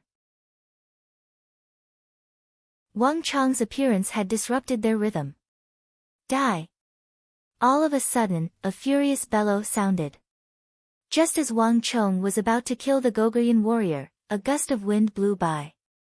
A lady dressed in yellow palace robes with a face brimming with killing intent slashed her saber at Wang Chong. Damn it! I'm here to help you. Wang Chong's face warped in horror. As he spoke, he swiftly dodged to the side. Hearing Wang Chong's words, the killing intent in the lady's eyes suddenly cleared up. Just as Wang Chong was thinking that she wouldn't make a move on him while he was on guard, pang! A palace boot with cloud inscriptions suddenly enlarged before Wang Chong's eyes. He only had the time to swing his sword to the side before he was sent flying. Humph, men aren't good people. These were the words Wang Chong heard before he was sent flying. Damn it, aren't there too many courageous ladies on Vermilion Bird Peak? This was the only thought in Wang Chong's mind before he was sent flying. Judging from the strength he felt from her waist, this lady was at least at the true martial realm. How could Wang Chong possibly match up to her? Pang! Just as she was about to fly away, Wang Chong clearly saw a figure appear out of nowhere and send the woman in the light yellow court dress flying. "Bastard, who allowed you to make a move on him?" An icy, bone-chilling voice suddenly rang out. Then, a familiar figure appeared at Wang Chang's side, and with a tug, Wang Chang's body came to a stop. "Why did you come here for no reason? Don't you know that it's dangerous here?" Marchioness Yi's face was drenched in sweat, and her hair was plastered to her face. However, she seemed to be in high spirits. Her back was straight, and her eyes were bright. The Marchioness Yi before him was completely different from the one Wang Chong had seen before. She was brimming with unyielding fighting spirit. Pang! With a jab of her spear, a howling wolf pouncing over was impaled in the head by Marchioness Yi's spear before it could even react. Her movements were clean and precise. "The battle on White Tiger Peak has ended, so I'm here to help." As Wang Chong spoke, he worked together with Marchioness Yi to fend off the wolves that were charging at them. "White Tiger Peak has been attacked as well." A hint of astonishment flashed across Marchioness Yi's eyes, but she quickly recovered from her shock. With a cold face, she said, "Since the battle has ended, you should just stay here. What kind of joke are you playing by coming here? With your meager strength, do you think that you can be of any help? If anything were to happen to you, do you know how anxious your second sister would be? If something happens, you don't know how anxious your second sister will be." At the same time, the purple spear in her hand was also moving at an incredible speed. With a casual flick, it created more than a dozen illusions. Pooh! A Goguryeo warrior was caught off guard, and a golden spear tip could be vaguely seen amidst the green halo of thorns. Pooh! A Goguryeo warrior didn't react in time and was pierced cleanly through his heart. His corpse flew a dozen zhang away before falling down the cliff. This woman really hasn't changed at all. Even though this wasn't his first time seeing Marchioness Yi in action, Wang Chong still couldn't help but be impressed. Marchioness Yi's fighting style was extremely simple, devoid of any unnecessary movements. All of her movements were simple, but they were lethal. It was impossible for an ordinary cultivator to learn from her. That's weird. Why did these people suddenly become so weak? Marchioness Yi's perplexed voice sounded by Wang Chang's ear. Her beautiful eyebrows were knitted together tightly. As a true martial realm expert, Marchioness Yi's intuition and perception far surpassed that of an ordinary cultivator. The Goguryeo warriors before her were flustered and flustered, giving her a completely different feeling from when they were locked in a stalemate previously. Marchioness Yi simply couldn't understand what was going on. Hearing those words, Wang Chong only chuckled. The debuff from the Bane of the battlefield was only applied to others, but it didn't affect him at all. At the very least, at this moment, Wang Chong didn't notice any debuff on him. "Marchioness Yi, help me." Wang Chong's gaze suddenly fell on a Goguryeo soldier amidst the retreating crowd. Beneath his feet, a white ripple could be seen clearly. Hong Long. Wang Chong and Marchioness Yi dashed forward, their spear and sword stabbing into the soldier's body simultaneously. "Congratulations to user for killing 5 soldiers of the Goguryeo Empire." A familiar voice sounded by Wang Chong's ear, and in the air, a huge ripple spread outward once more. At the same time, the Bane of the battlefield halo in Wang Chong's body also grew significantly stronger. 5 now.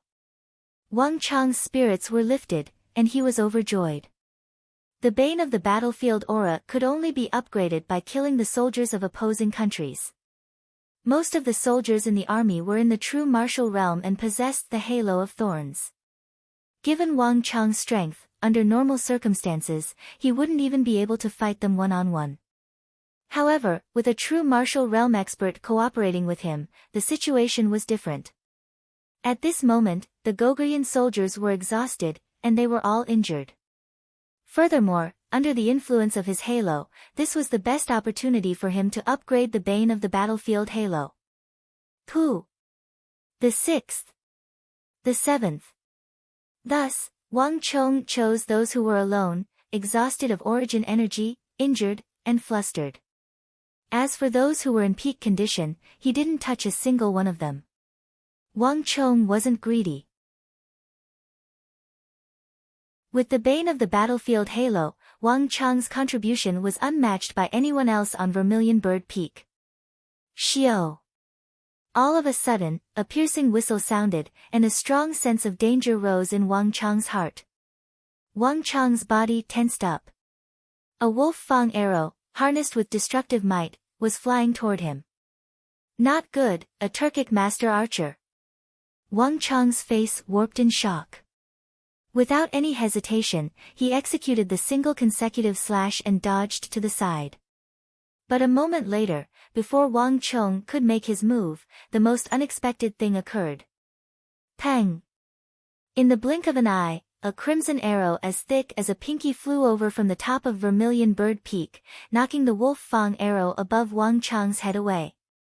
Hong Long, a powerful gust of wind blew down from the sky, causing Wang Chang's robe to flutter wildly. Seeing this sight, Wang Chong was dumbfounded.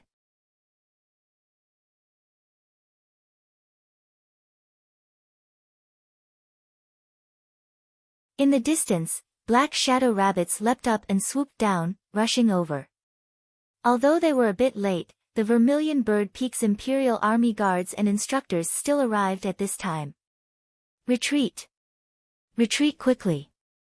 The faces of the Goguryeo warriors warped in horror.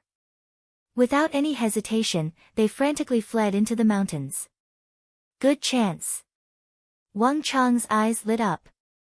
With a sway of his body, he activated the single-step consecutive slash and shot forward. Pooh! The Wuzi's steel sword pierced through the back of a panicking Goguryeo warrior. Congratulations to user for killing 8 soldiers of Goguryeo Empire. Along with the voice of the Stone of Destiny, ripples of energy rippled outward.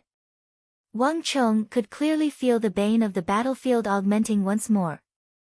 As time went by, the Goguryeo warriors who were still in the midst of escaping were affected even more severely. This invisible, yet tangible, binding force made the fleeing Goguryans even more flustered. What humans feared the most was unknown power. Up till now, no one knew why their fighting prowess had fallen so drastically. Kill! With the coordination of the two sides, the Goguryeo warriors suffered a crushing defeat. Congratulations to user for killing 9 soldiers of Goguryeo Empire. As Wang Chang's Wuzi steel sword pierced through the 9th Goguryeo warrior who failed to dodge in time, Wang Chang's bane of the battlefield augmented once more. In this short period of time, Wang Chong had already killed 9 Goguryeo warriors who were either at or close to true martial realm. Under normal circumstances, given Wang Chang's strength, he wouldn't have been able to kill a single one of them. But through this battle and the strength of a group, Wang Chong managed to kill 9 of them. Marchioness E, help me gather a few men. We'll head to Black Tortoise Peak together. Seeing that the Goguryans had already retreated, Wang Chong turned to Marchioness E and said. The latter frowned slightly. If it were any other time, she would have long smacked Wang Chong down for speaking to her in such a manner. However, times had changed. Knowing that the situation at Black Tortoise Peak was urgent, this wasn't the time to be calculative over such trivial matters. Fian, Donshua, you lasses, follow me to Black Tortoise Peak. Marchioness E beckoned to her back, and in the blink of an eye, 5 young ladies with auras similar to Marchioness E walked out from the crowd. Their eyes were bright and spirited, and it was clear that they weren't easy to deal with. On the other side, Wang Chong also headed to White Tiger Peak to welcome the group. He beckoned a few Imperial Army guards and instructors whom he was acquainted with, and together with Marchioness E, they swiftly headed to Black Tortoise Peak. Black Tortoise Peak was ablaze, and corpses could be seen everywhere. There were corpses of both humans and wolves, and it seemed like the Goguryans had suffered far greater losses than White Tiger Peak or Vermilion Bird Peak. Kill! Upon seeing this sight, the eyes of Wang Chang's group reddened, and they immediately charged up the mountain. At the same time, Wang Chong activated the bane of the battlefield halo to its maximum potential. Boom! The two forces collided, and the bane of the battlefield halo enveloped most of the Goguryeo warriors. At this moment, Wang Chang's bane of the battlefield halo was much stronger than before. When the bane of the battlefield halo enveloped the crowd, chaos broke out. Due to a miscalculation of the effects of the bane of the battlefield, 8 Goguryeo warriors were killed in an instant. Congratulations to user for killing 10 soldiers of the Goguryeo Empire. Wang. A huge ripple spread outward, and at this moment, Wang Chang's bane of the battlefield halo had already expanded to a radius of 400 zhang. This was an astonishing distance. Almost the entire Black Tortoise Peak was under the pressure of Wang Chang's bane of the battlefield halo. Under this chain reaction, the Goguryeo warriors on Black Tortoise Peak fell one after another. Everyone, work together and kill those fellows. A man who seemed to be the leader bellowed in Goguryeo. With a ferocious glint in his eyes, he gathered the other Goguryeo warriors to slaughter Wang Chong and the others. Yi! At that moment, a deafening howl sounded from the depths of the Chui Wei mountain range, piercing through the heavens. Upon hearing the piercing howl, the entire Black Tortoise Peak panicked. Even the Goguryeo leader had a look of unease on his face. This was the signal to retreat as promised. Hong long long, a deafening sound echoed from afar. Innumerable night birds flew into the sky in alarm. In the distance, after defeating the Goguryons, the experts of Vermilion Bird Peak and White Tiger Peak had gathered together and were making their way toward Black Tortoise Peak. Damn it! Retreat! Retreat! Retreat! The faces of the ferocious Goguryeo warriors warped in horror. Even if they couldn't be bothered with Wang Chong and the others, they immediately fled for their lives, heading deeper into the mountains. No matter how slow they were, it was clear to the Goguryons that the operation of Vermilion Bird Peak and White Tiger Peak had failed. Without the master archers to seal the area, it was impossible for the operation to succeed. Kill! Just as the Goguryons were retreating, the entire mountain peak suddenly trembled. The Black Tortoise Peak that was empty and quiet a moment ago was suddenly filled with a large number of silhouettes, rushing down the mountain. This! Wang Chong was dumbfounded by the sight, and Marchioness Yi's eyebrows were also furrowed into a deep frown. Then, as though coming to a realization, she harumphed coldly. A bunch of cowardly turtles. To think that they would hide in the palace at such a time. It's no wonder they were assigned to Black Tortoise Peak. Her gaze swept across the group of fellows charging down the mountain with displeasure. Even if Marchioness Yi didn't understand them, she could tell that they had been hiding, waiting for someone to make a move. Wang Chong, Marchioness Yi, why are you two here? All of a sudden, a shocked voice echoed in the air. On the mountain peak, a round-faced young man in his teens dashed toward Wang Chong and the others. When he got closer, he realized that it was Wei Hao. Why are you two here? Wei Hao widened his eyes in astonishment. When he heard the commotion, he thought that the main force had arrived. He didn't expect to see Wang Chong and Marchioness Yi here. Do you think everyone is like you, hiding on top of a mountain like a coward? Marchioness Yi said coldly. What coward? Don't spout nonsense. Wei Hao's face flushed red. It was one thing for others to say such words, but how could he tolerate being called a coward by a woman? We're just defending with offense. How dare you talk back to me? Are you asking for a beating? Marchioness Yi wasn't as patient as Wei Hao. Recalling how Marchioness Yi had stepped on him, a chill ran down Wei Hao's spine. He knew that this woman wasn't one to be reasoned with, and it wouldn't end well for him if he were to anger her. Thus, he quickly shut his mouth. In the distance, the Goguryeo warriors had already been chased several dozen zhang away. The Imperial Army guards and instructors of White Tiger, Vermilion Bird, and Black Tortoise Peaks were in pursuit. With the crisis at Black Tortoise Peak resolved, Wang Chong decided to stop his pursuit. Don't chase a cornered enemy. Wang Chong knew his own situation, so he didn't dare to advance recklessly. Right, Wei Hao, I saw that the entire mountain peak is on fire, and even the palaces have been burned down. How did you all defend against such a huge attack? Wang Chong suddenly asked. From afar, he thought that more than half of Black Tortoise Peak had died. However, the truth didn't seem to be the case. This piqued Wang Chong's curiosity. Hearing Wang Chong's words, even Marchioness Yi turned her gaze over. The master archers of the Turks weren't to be trifled with. Even though Wei Hao said that they were hiding in the palaces, Marchioness Yi knew that those palaces couldn't withstand the arrows of the Turks. He. Hearing Wang Chong's words, Wei Hao's eyebrows danced in delight. The wolf fang arrows of the Turks might be formidable, but they can't do anything to us. Don't forget, we're at Black Tortoise Peak. Almost everyone in the base has a shield. If we gather together and form a shield wall above our heads, how can we possibly get hit so easily? Shield.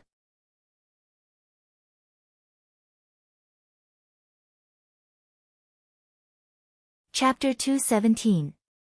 In an instant, everyone was rendered speechless. Black Tortoise Peak didn't have Princess Ni Huang, and it wasn't as offensively oriented as White Tiger Peak. In fact, it didn't even have a master archer like Zhou Huang. However, most of them managed to survive this wave of attacks just by relying on the large shields that they had. At this moment, even the experts of Vermilion Bird Peak that Marchioness Yi had brought over felt that Wei Hao and the others were simply too lucky. Young General, that seems to be the son of the Wang clan, Wang Chong. While Wang Chong, Wei Hao, and the others were gathered together, no one noticed that on the peak of Black Tortoise Peak, a few Hu youngsters and a few Han were standing together, staring coldly at the scene below. Black Tortoise Peak was high, and from the top, one could easily see the surroundings. This included the Gogurians and Turks who were fleeing into the forest, as well as the pack of silver wolves that the Turks had ordered to stop the pursuers. The Turks and Gogurians had made quite a big move in tonight's assault.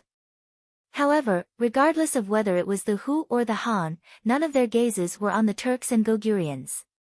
Instead, they were focused on Wang Chong. From the vantage point of the group, they could see the Gogurians fleeing into the forest at an incredible speed, as though a flock of beasts. However, none of their attention was on them. Instead, their gazes were on Wang Chong, Marchioness Yi, and Wei Hao. That lad sure is lucky. White Tiger Peak is located in the west, closest to the capital. As such, it's the direction that the Turks and Gogurians prioritized. Yet, that lad is still alive. The young Hu leader next to the bonfire indifferently said. Origin energy pulsed around him, and a green halo of thorns slowly revolved around him. Countless wolf fang arrows fell around him, but none of them were able to get close. That night, for many people, was a night of nightmares and fright. But to the group by the bonfire, this was nothing more than a small game. Whether it was the Gogurian Condor archers or the Turkic master archers, no matter how dense the rain of arrows was, not a single one of them could threaten them. The reason was simple. There had never been a single sharpshooter squad in the world that could threaten the true Tong Luo people. The Tong Luo were the best cavalry in the world, and they were the cavalry least afraid of bow and arrow. As the second son of the Hu great General Abusi, Abu Tong had been adept at catching arrows with his bare hands ever since he was young. Even when blindfolded, he was still able to do so. From start to finish, the Black Tortoise Peak's wolf fang arrows could not threaten him at all. Young General, now is the time of chaos. Should we, beside Abu Tong, a Tong Luo youngster made a slashing motion with a vicious glint in his eyes. Wang Chong's memorial discussing the Hu and Han had long been viewed as a thorn in the flesh by all the Hu. Countless Hu wanted to cut down Wang Chong's blade, and this was clearly a good opportunity. No. Unexpectedly, Abu Tong waved his hands and rejected the offer without any hesitation. If I'm not wrong, the woman beside him should be little Marchioness Yi. She's the only descendant of the only Marchioness in the Tang dynasty. In the Tang dynasty, those who are able to become officials and command troops as women are all lunatics. And that woman over there is a lunatic among lunatics. Even I don't have the confidence to forcefully make her stay. If the operation fails, we'll be left with an opportunity, and that will be disadvantageous to us. Abutong said. Clearly, he was fearful of Marchioness Yi. Marchioness Yi was different from Wang Chong. She was a true expert. If a woman was also famous in the capital, but young general, are we just going to let this matter rest? A Tongluohu youth said with an unwilling expression. The Tongluo people had always been proud of their wolf-like nature, and they took pride in their aggressiveness. Swallowing their pride wasn't their style. Let this matter rest. How can that be? Why would I run to this Kunwa training camp instead of Shinwei training camp? There's still a long way to go, and there'll be plenty of opportunities to deal with that Wang Chong in the future. Abutong sneered coldly. Flinging his sleeves, he ignored Wang Chong and walked into the main hall of Black Tortoise Peak. The battle at Azure Dragon Peak ended shortly after Black Tortoise Peak. By the time Wang Chong and the others arrived at Azure Dragon Peak, the Gogurians and Turks had already received the news and left. Azure Dragon, White Tiger, Vermilion Bird, and Black Tortoise, the 4 divisions of Kunwa training camp were closely linked to one another, and the purpose of the 4 divisions was to watch out for one another. In truth, the battle had already ended the moment White Tiger Peak broke the stalemate. No matter how indignant the Gogurians and Turks were, they had no choice but to leave. It's finally over. At the foot of Azure Dragon Peak, Wang Chong's face was pale as he lowered his body and panted heavily. After fighting for so long, he had expended quite a bit of his origin energy and stamina. If not for the bane of the battlefield augmenting the prowess of every Gogurian warrior he killed, Wang Chong wouldn't have been able to last so long. But now that everything was finally over, all that was left was to clean up the mess. A gust of wind blew across the pitch-black sky. While Wang Chong, Marchioness Yi, Wei Hao, and the others were clearing the corpses on the Azure Dragon, White Tiger, Vermilion Bird, and Black Tortoise Peaks, none of them knew that a pair of eyes was silently observing them from the depths of the darkness. Observing the Azure Dragon, White Tiger, Vermilion Bird, and Black Tortoise camps, as well as the entire Kunwa training camp. No one knew how long he had been standing there, but without a doubt, from the start to the end, not a single thing had escaped his eyes. Are you ready? In the darkness, that person stood on a boulder with his hands behind his back and asked. His voice was cold and authoritative, devoid of any emotion. In the darkness of the night, the faint starlight shone on his body, vaguely reflecting the shape of the armor of the Tang dynasty. We're ready. The Feathered Forest, Imperial Forest, Soaring Serpent, Mirage Dragon, and Black Tortoise are all ready. None of the Turk master archers, Gogurian warriors, and Turk wolves will be able to escape. In the darkness, a young figure knelt on the ground respectfully, but the words he spoke were earth-shattering. If Wang Chong were here, he would surely be shocked. The Feathered Forest, Imperial Forest, Soaring Serpent, Mirage Dragon, and Black Tortoise were all Imperial Army soldiers of the Royal Palace. All along, Wang Chong and the others thought that the news of this night assault had been sealed off by the Turk master archers. But from the looks of it now, it seemed like the Royal Palace had long known about it. Very good. Send down the order, kill everyone, leave no one alive. Especially those master archers, don't let a single one escape. Since the Eastern and Western Turkic Khaganate and Goguryeo have sent so many master archers and condor shooters, it would be inexcusable of us to turn them down. That person said coldly, and there was a hint of coldness in his voice. If Zhao Qianqiu were here, he would surely be shocked. That was because the person before him was the one who told him that he would return to the capital to report to the Holy Emperor. Yet, he didn't return to the royal palace. Instead, he chose to hide here. The order was swiftly passed down. In the surroundings, shrouded in the darkness, in a place where no one could see, another battle was underway. This battle was far more violent and swift than the night assault. There was no stalemate, nor was there a prolonged battle. It was a one-sided massacre. Perhaps, it shouldn't be called a battle. More accurately, it was a harvest that had been prepared beforehand.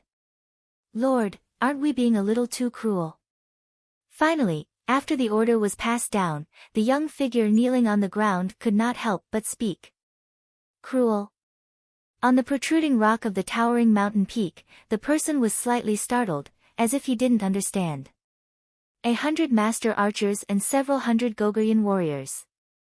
Actually, all of this could have been avoided. Why didn't we inform them of the news we received? Those students are still children, and they aren't at the age to step onto the battlefield. Aren't we being a little too cruel to them? The young figure said. Only those who were deeply involved in the battle would understand what kind of battle it was. Even though this ambush had caught many people off guard, resulting in them suffering heavy losses in an instant, they still suffered heavy casualties.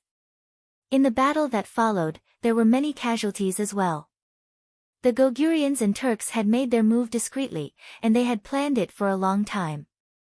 The timing they chose wasn't too bad either. But to the Tang dynasty, this operation wasn't that secretive. The 3 great training camps were only 20 li away from the capital, and the furthest one was only 40 li away. With such a short distance, how could the capital not know of it? From the very start, this ambush wasn't a secret at all. Even though the Turks had been extremely careful, spending a lot of time and effort to sneak the grassland wolves through the northern checkpoint, they still weren't able to escape the eyes and ears of the royal court. Even so, the royal court didn't seem to intend to expose them. Not only did they not stop them, they even allowed the Turks and Gogurians to infiltrate the 3 great training camps. Are you pitying them?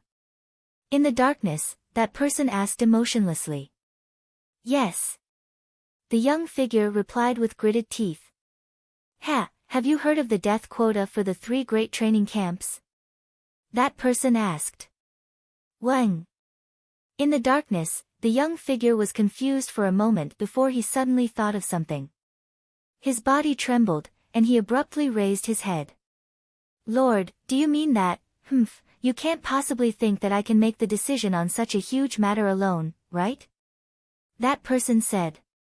Lord, do you mean that the Holy Emperor? On the ground, the young figure's face paled. It's good that you understand. There is a death quota for the 3 great training camps, and as long as the quota is exceeded, we will appear immediately. And now, the casualties are still within the range of the death quota.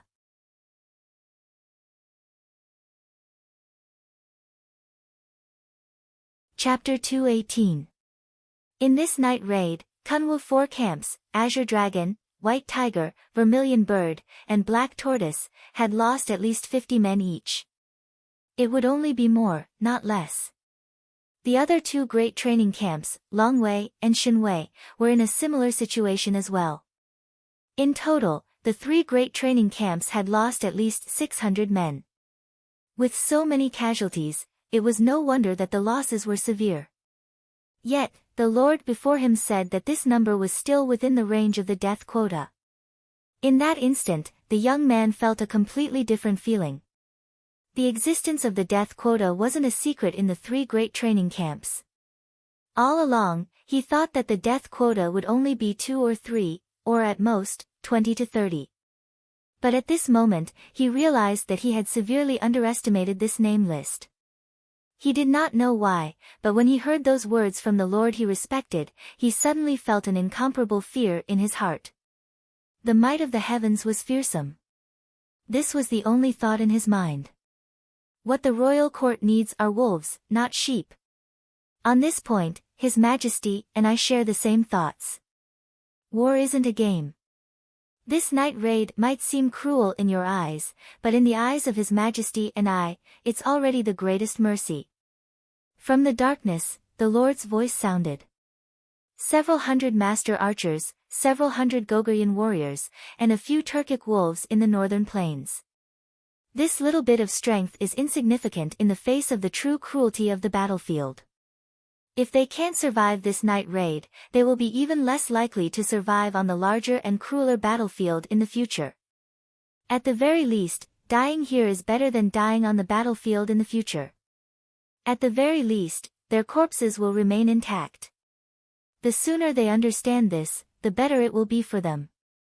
This is also the reason why His Majesty and I allowed them to sneak into the 3 great training camps and launch an attack despite knowing about this night attack. Even though the 3 great training camps have lost 500 to 600 students, in the future, there will be even more who will survive because of them. This is the first lesson that His Majesty and I are going to teach them. The Lord's voice was calm and composed. From start to finish, it felt as though he had everything under control. Do you know that Zhao Qianqiu obtained a dozen tigers from His Majesty to teach his students a lesson? Ah! The latter looked surprised. This is the fierce tiger that we gave to the students. That person said with a meaningful tone. The young figure was finally speechless. Report. In the midst of the silence, a rustling sound suddenly came from the forest. In the blink of an eye, an imperial army general dressed in heavy armor walked out from the dense shrubs. A thick murderous aura emanated from his body. The mountain breeze blew past. Before he even got close, the 2 of them could smell the thick stench of blood on his body. Reporting to the 2 lords, all of the Gogurians and Turks have been eliminated.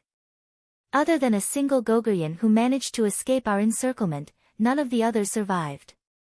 The commander of the Imperial Army who appeared later knelt on one knee on the ground. His voice was sonorous and forceful. Drops of thick blood gathered from the gaps in his armor and dripped onto the grass. The battle ended much faster than anyone could have imagined. Under the combined might of 6 Imperial Army members, there was no one who could have survived. The Gogurians and Turk master archers didn't even have the chance to launch a proper attack before they were annihilated. To think that he still managed to escape. In the darkness, the person on the boulder suddenly let out a long sigh. But it only took an instant for him to regain his senses. Pass down my order to clean up all traces of the battle. We mustn't leave any traces behind, including bloodstains. We mustn't let anyone know that we made a move here. Yes, Lord. The Imperial Army General quickly responded and left. Li Tong, you should leave as well. Inform His Majesty that that person has already escaped. He turned his head and looked at the young man still kneeling on the ground. It was Li Tong. But Lord, we haven't confirmed it yet, right? Li Tong lifted his head. Only he knew that other than exterminating the Turks and Gogurians, the mission tonight was to capture an important person. That person was still able to escape from the encirclement of 6 Imperial Army members. Do you think that an ordinary person is capable of such a feat? There's no need to look anymore. That person has already escaped. That Gogurian sure is cunning. The commander on the boulder said as he swiftly left, disappearing from sight. Behind him, Li Tong hesitated for a moment before leaving as well. The entire mountain peak was empty, and a gentle breeze blew past. To the people of the 3 great training camps, what had happened here was bound to be a secret. No one would know of the appearance of the 6 Imperial Army members. Even more so, no one would know that these 3 people had appeared here. Pang! A huge wolf corpse with a hideous appearance fell straight down the cliff in a straight line in the wild wind. At the foot of the mountain, corpses were piled up like a mountain. The azure dragon, white tiger, vermilion bird, and black tortoise were piled with corpses. If they weren't dealt with quickly, the stench of corpses would spread, and within 3 days, these mountains would become uninhabitable. The battle had already ended, but there was still a long way to go. At this moment, everyone was busy dealing with the corpses, including Wang Chong and Wei Hao. Even Marchioness Yi and the other ladies had joined in. Wang Chong, don't you find those women terrifying? Amidst the crowd, Wei Hao nudged Wang Chong lightly with his elbow and whispered. Wang Chong followed Wei Hao's gaze and saw Marchioness Yi and the others. You must be tired of living. If they hear you, you'll suffer. Think about how Marchioness Yi would stab you with her spear. It can't be that you want to be stabbed by her, right? Wang Chong chuckled. Wei Hao's face turned cold. Recalling how Marchioness Yi and the others were able to kill them with their spears, he felt goosebumps rising all over his body. Bastard! How dare you scare me? But soon, Wei Hao recovered from his shock and knocked into Wang Chong. Hee, who asked you to be so spineless? You left me alone in the day. Wang Chong said. You can't blame me for that. Didn't I? Didn't I lose to them? Upon hearing Wang Chong's words, Wei Hao immediately felt embarrassed. Wang Chong didn't hold it against Wei Hao. Instead, he raised his head and glanced at Marchioness Yi and the others. At the same time, Wang Chong fell into deep thought. Even though Wei Hao described Marchioness Yi and the others as savage, arrogant, and fearless, that wasn't how Wang Chong felt. Even though they were clearing the corpses like the others, it was clear from their expressions that they were extremely uncomfortable. In fact, they were even on the verge of throwing the corpses away. This was a stark contrast to their image as war goddesses. Just as he was deep in thought, Wang Chong suddenly caught sight of something that made his heart skip a beat. Wei Hao, wait a moment. Put the corpses down. Wang Chong suddenly stopped Wei Hao. Why? Are you interested in corpses as well? Wei Hao had a teasing look on his face. Chi La. However, Wang Chong didn't play around with Wei Hao. Instead, he walked over, grabbed the black pants of the Goguryeo warrior, and tore it forcefully. Chi La. In the next instant, a bizarre tattoo appeared on the right leg of the Goguryeo warrior. Upon seeing this tattoo, Wei Hao's expression also warped. Putting away his playful thoughts, he put down the corpse and walked over. It was a circular tattoo, and within it was a snake and a golden crow. The scaled snake was at the bottom, and the golden crow was at the top. When their eyes met, there was an indescribably bizarre feeling. This is the symbol of some power. Wei Hao's reaction wasn't slow either. Wang Chong didn't say a word. Instead, he stared intently at the symbol as a thought flashed through his mind. He recognized this symbol.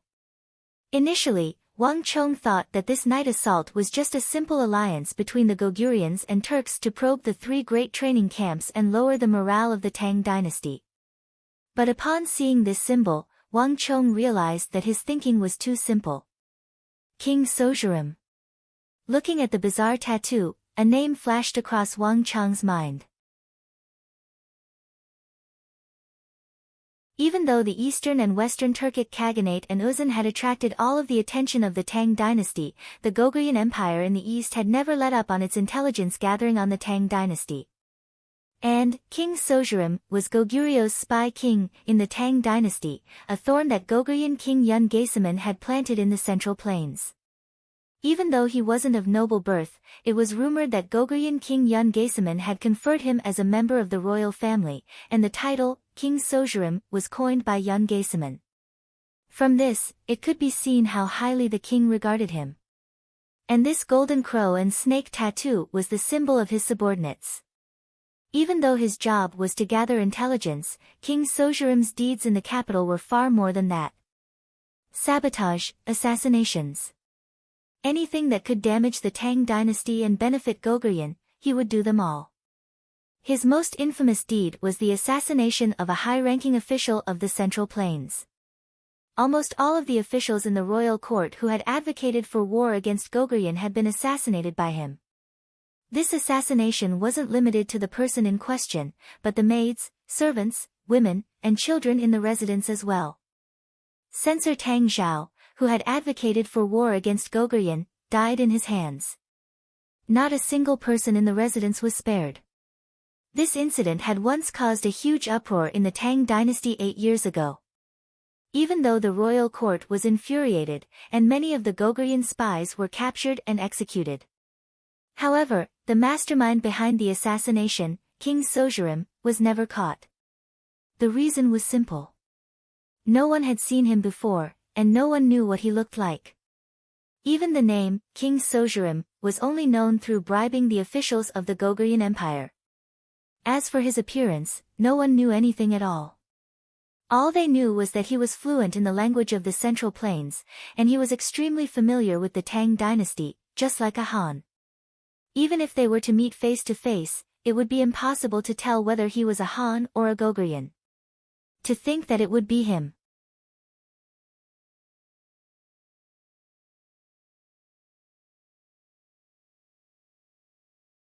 Chapter 219. It's no wonder the Turks and Goguryons would collude together, and it's no wonder there are regular Goguryeon soldiers here. If he's involved, everything can be explained. Wang Chong frowned, and his expression slowly turned grim. In the Tang dynasty, King Sojurim was nothing more than a thorn in their side. This night raid wasn't his first operation in the Central Plains, and it wouldn't be his last either. Wang Chong knew that the other party would do something even greater in the future. To the Tang dynasty, King Sojurim was definitely a threat. I have to find a way to get rid of him. Wang Chong said to himself, a hint of killing intent flashing through his eyes. King Sojurim was an extremely cunning person. The empire had been trying to capture him for quite some time now, but it had never succeeded.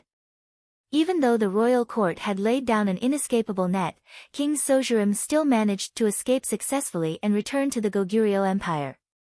His feats could be said to be a legend in the Goguryeo Empire.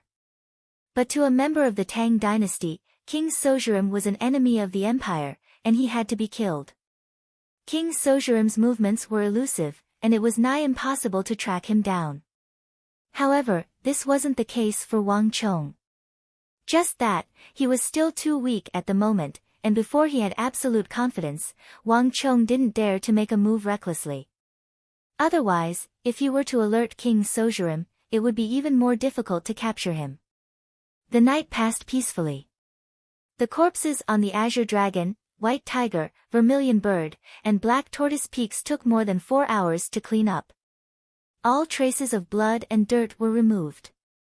It was as if nothing had happened at all. Only the dilapidated palaces that were riddled with holes and the traces of burning houses told of the intense battle that had taken place earlier. After parting ways with Marchioness Yi and Wei Hao, Wang Chong returned to White Tiger Peak alone. By the time Wang Chong arrived at White Tiger Peak, it had already regained its peace. In the darkness, a bunch of bonfires burned on the mountain peak.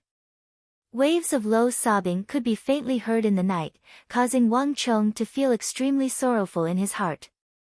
Many of these people have never been on a battlefield in their entire lives. They have never seen blood or fought with their bare hands. I'm afraid that many of them will never forget what happened tonight. Wang Chong thought to himself. He had been on the battlefield before. After decades of killing, he was already used to the sight of blood and death. That was why he was able to react so quickly and not panic during this night attack. But these people were different. Wang Chong knew that it was already a huge improvement for them to be able to muster the courage to face the Goguryons head-on. Although Wang Chong sympathized with him, he didn't say anything. Because Wang Chong knew that the future would only be crueler. Only by learning to adapt would they be able to survive. Returning to his room, he saw a familiar figure plucking out the broken arrows on his body. Before Wang Chong could even walk over, he could already smell the pungent stench of blood. Su Hanshan's body was crimson, as though dripping with blood. His plain robe had been soaked in blood, and it had already been dyed red. This fellow. Wang Chong's eyebrows shot up as he finally recovered from his daze. Even though he didn't see it personally, Wang Chong could sense that Su Hanshan must have gone through a bloody battle. How many people did he kill for his robe to be so red? Wang Chong thought. Su Hanshan had charged out earlier than him and joined the battle earlier than him. But when Wang Chong charged out, he didn't see Su Hanshan's figure on White Tiger Peak. But the bloody robe on Su Hanshan wouldn't lie. That person's fighting style was a complete mystery. Pooh! In the room, Su Hanshan only took a glance before retracting his gaze.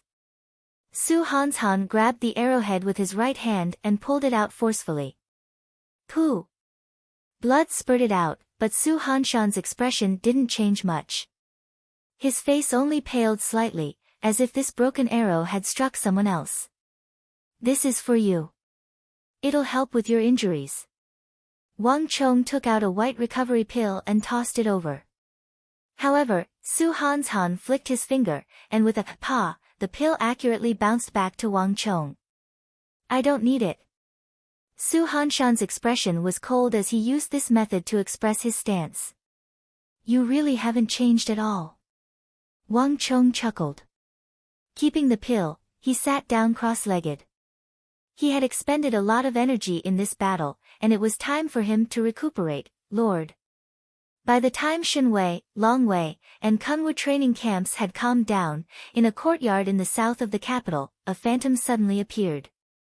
Like specters, black silhouettes began gathering from all directions. Their bodies were agile, and their speed was on par with the Japanese assassin Miyasame Ayaka by Wang Chang's side. The three black sabers hanging by their waists clearly revealed their identity. They were a group of Goguryeo assassins. The residence was silent, and it was pitch black. Amidst the chirping of cicadas, a single light was lit in the room to the north. Under the dim light, an inhumanly distorted silhouette could be seen. A powerful aura emanated from the room through the paper window. Everyone was as quiet as cicadas in winter, not making a sound. The mission has failed. Pass down my orders. For the time being, everyone is to hide. Make sure not to attract the attention of the Tang dynasty. A hoarse voice came from the room. It was hard to tell if it was a man or a woman. Yes. Outside the room, everyone nodded without the slightest change in their expressions. The Three Great Training Camps was a project designated by the Holy Emperor of the Tang dynasty, and it had caught the attention of the entire royal court. Since they dared to ambush the students in the middle of the night, they had to be prepared to die there.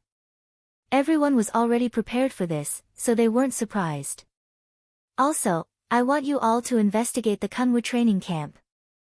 There's a white tiger peak among them, and I want to know the information on all the students on that peak. The hoarse voice suddenly changed and issued a new order. Everyone was slightly surprised.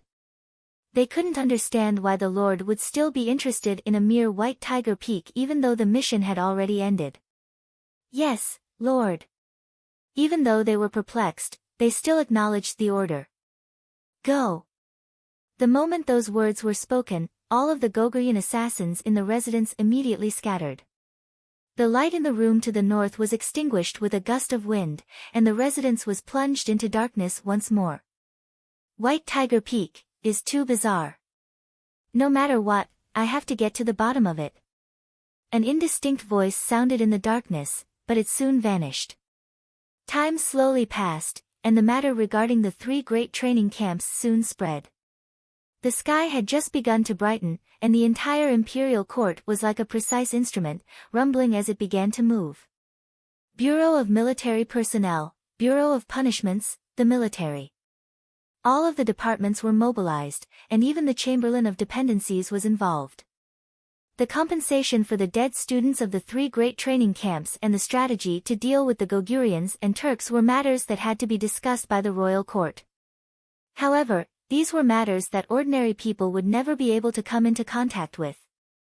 This was destined to be a turbulent day. Kunwu Training Camp, White Tiger Peak.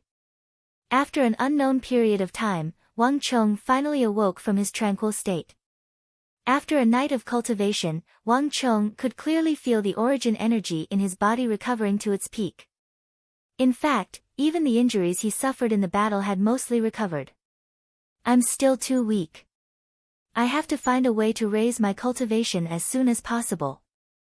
Wang Chong thought to himself as he awoke from his stupor and recalled the battle last night. The Wuzi steel sword was sharp beyond compare. But on at least 2 occasions, Wang Chang's Wuzi steel sword was blocked.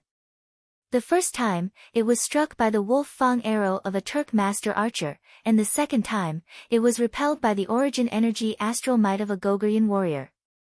It wasn't that the Wuzi steel sword wasn't sharp enough, but that the disparity in strength between Wang Chong and the Wuzi steel sword was too great, and he wasn't able to bring out the full might of the Wuzi steel sword. I have to find some time to cultivate properly. Wang Chong thought.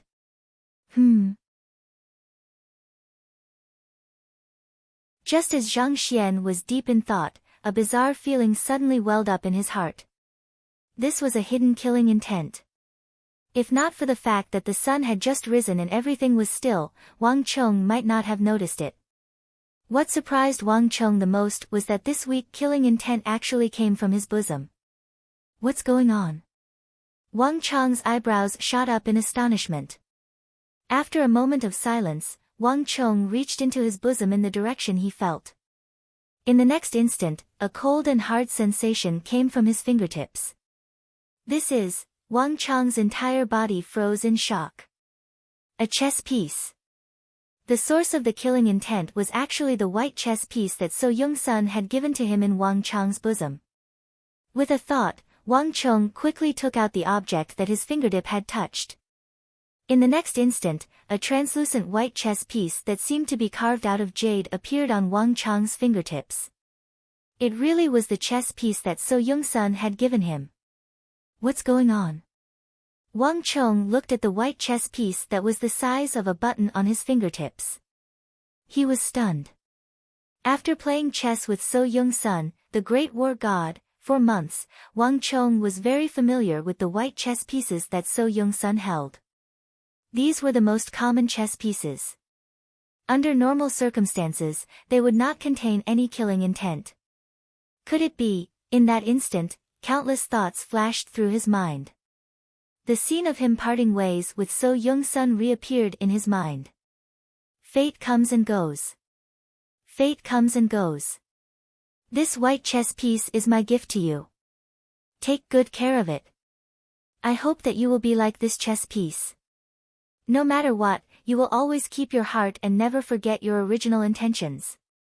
Wang Chong remembered the situation that day clearly.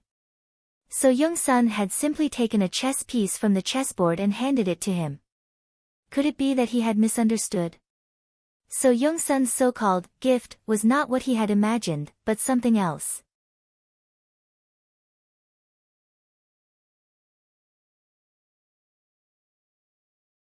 Chapter 220. As someone who had lived through 2 lives, the art of god and demon obliteration had always been a secret art that Wang Chong had hoped to obtain. The reason why Wang Chong and So Young-sun had been playing chess for the past few months was to win the favor of this war god and learn the art of god and demon obliteration. However, Wang Chong knew that this secret art wasn't that easy to obtain. He was definitely not the first, nor would he be the last, on the path to obtaining the art of god and demon obliteration. So many princes and grandsons had been rejected. Wang Chong didn't think that So Young-sun would give it to him so easily. Thus, from the very start, Wang Chong didn't think that it would be easy for him to obtain it. But what if? What if So Young-sun's gift wasn't a white stone but the art of god and demon obliteration? Just thinking about the possibility made Wang Chong's heart tremble in agitation. Last night, when the Turks attacked and dozens of master archers surrounded White Tiger Peak, Wang Chong's emotions hadn't been so agitated. But at this moment, Wang Chong found it hard to maintain his composure. SSS. Wang Chong took in a deep breath, his heart filled with apprehension. Then, he sent a stream of origin energy through his finger and into the jade-like white chess piece that was the size of a pin. Wang. This short instant felt like centuries to Wang Chong. The white stone was completely silent, as though nothing had happened. Could it be that I misunderstood? Wang Chong raised his head. Even though his face was expressionless, his heart couldn't help but waver. As expected, the art of god and demon obliteration wasn't that easy to obtain. The reason why Elder Su Zhengchen gave him a white stone was because he hoped that he wouldn't stray down the wrong path and focus on doing good. It was just that he was overthinking things. Even as Wang Chang's eyes dimmed and filled with disappointment, rumbling could be heard from deep within the white chess piece. In Wang Chang's eyes, the small white Go piece suddenly underwent an earth-shattering change. It no longer felt like a Go piece, but like it had suddenly transformed into a limitless space. And in the depths of this space, a sharp, austere, and domineering will swept through everything. It was filled with a will that could crush all the gods and Buddhas in the heavens, and all living things in the world. Through the finger, it violently rushed into Wang Chang's mind. Wang Chang's body stiffened, and he couldn't move under the effect of this enormous sword intent. Life Massacre Art. Along with this sharp and solemn sword intent, a mantra he had never seen before suddenly appeared in Wang Chang's mind. Although this mantra only had 100 words, what it revealed was a terrifying sword intent that even Wang Chang had never experienced in his previous life. That's right. His guess was right. So, the white Go piece that Senior Young-sun had given him indeed contained something else. In that instant, Wang Chang was overjoyed. This is great. Wang Chang clenched his fists tightly, his heart filled with exhilaration. The art of God and demon obliteration and the great yin-yang creation art of heaven and earth were the two ultimate skills that he had wanted the most in his previous life. The great yin-yang creation art of heaven and earth could rapidly gather origin chi, allowing him to break through realms at the fastest speed, while the art of God and demon obliteration could unleash 200% of the gathered origin chi. With these two ultimate skills, his plans for the martial way were basically complete. Something's not right. Just as Wang Chang was overwhelmed with joy and surprise, Wang Chang suddenly frowned. He finally felt that something was wrong. Art of God and demon obliteration. Isn't it the art of God and demon obliteration? Wang Chang finally felt that something was amiss. Although it also started with common people, it seemed that the mantra that appeared out of nowhere in his mind was not the legendary art of God and demon obliteration that he had imagined. Wang Chang confirmed again. That's right. It was not the art of God and demon obliteration, but the art of God and demon obliteration. That's weird. Wang Chang frowned slightly and immediately quietened down. Wang Chang knew that this matter was not what he had imagined. So Young-sun had indeed given him an ultimate skill, but it did not seem to be what he had imagined. Art of God and demon obliteration. What is that? Wang Chang lowered his head, his eyes revealing a look of reminiscence. There were many legends about So Young-sun, and they were all very detailed. He did not even need to rely on the memories of his previous life to find out a lot from the people. However, there did not seem to be the existence of the art of God and demon obliteration in all the legends. What kind of ultimate skill was this? Could it be that So Young-sun had comprehended it recently? Or was it a secret ultimate skill that he had never used in front of others? Wait a moment. Suddenly, as though he had thought of something, Wang Chang's eyes shone with a strange light. Art of God and demon obliteration. Art of God and demon obliteration. Common people, ghosts and gods. Could it be that these two ultimate arts are actually the same? Wang Chang suddenly recalled the Little Yin-yang art and Great Yin-yang heaven creation art. They were both renowned supreme arts of the Central Plains, but the Great Yin-yang heaven creation art had to be cultivated from the Little Yin-yang art. Whether it was his master, the evil emperor, or that traitorous senior brother, they were all the same. The Little Yin-yang art was the basic version, while the Great Yin-yang heaven creation art was the evolved version, the perfect version. Could it be that the art of God and demon obliteration was the same?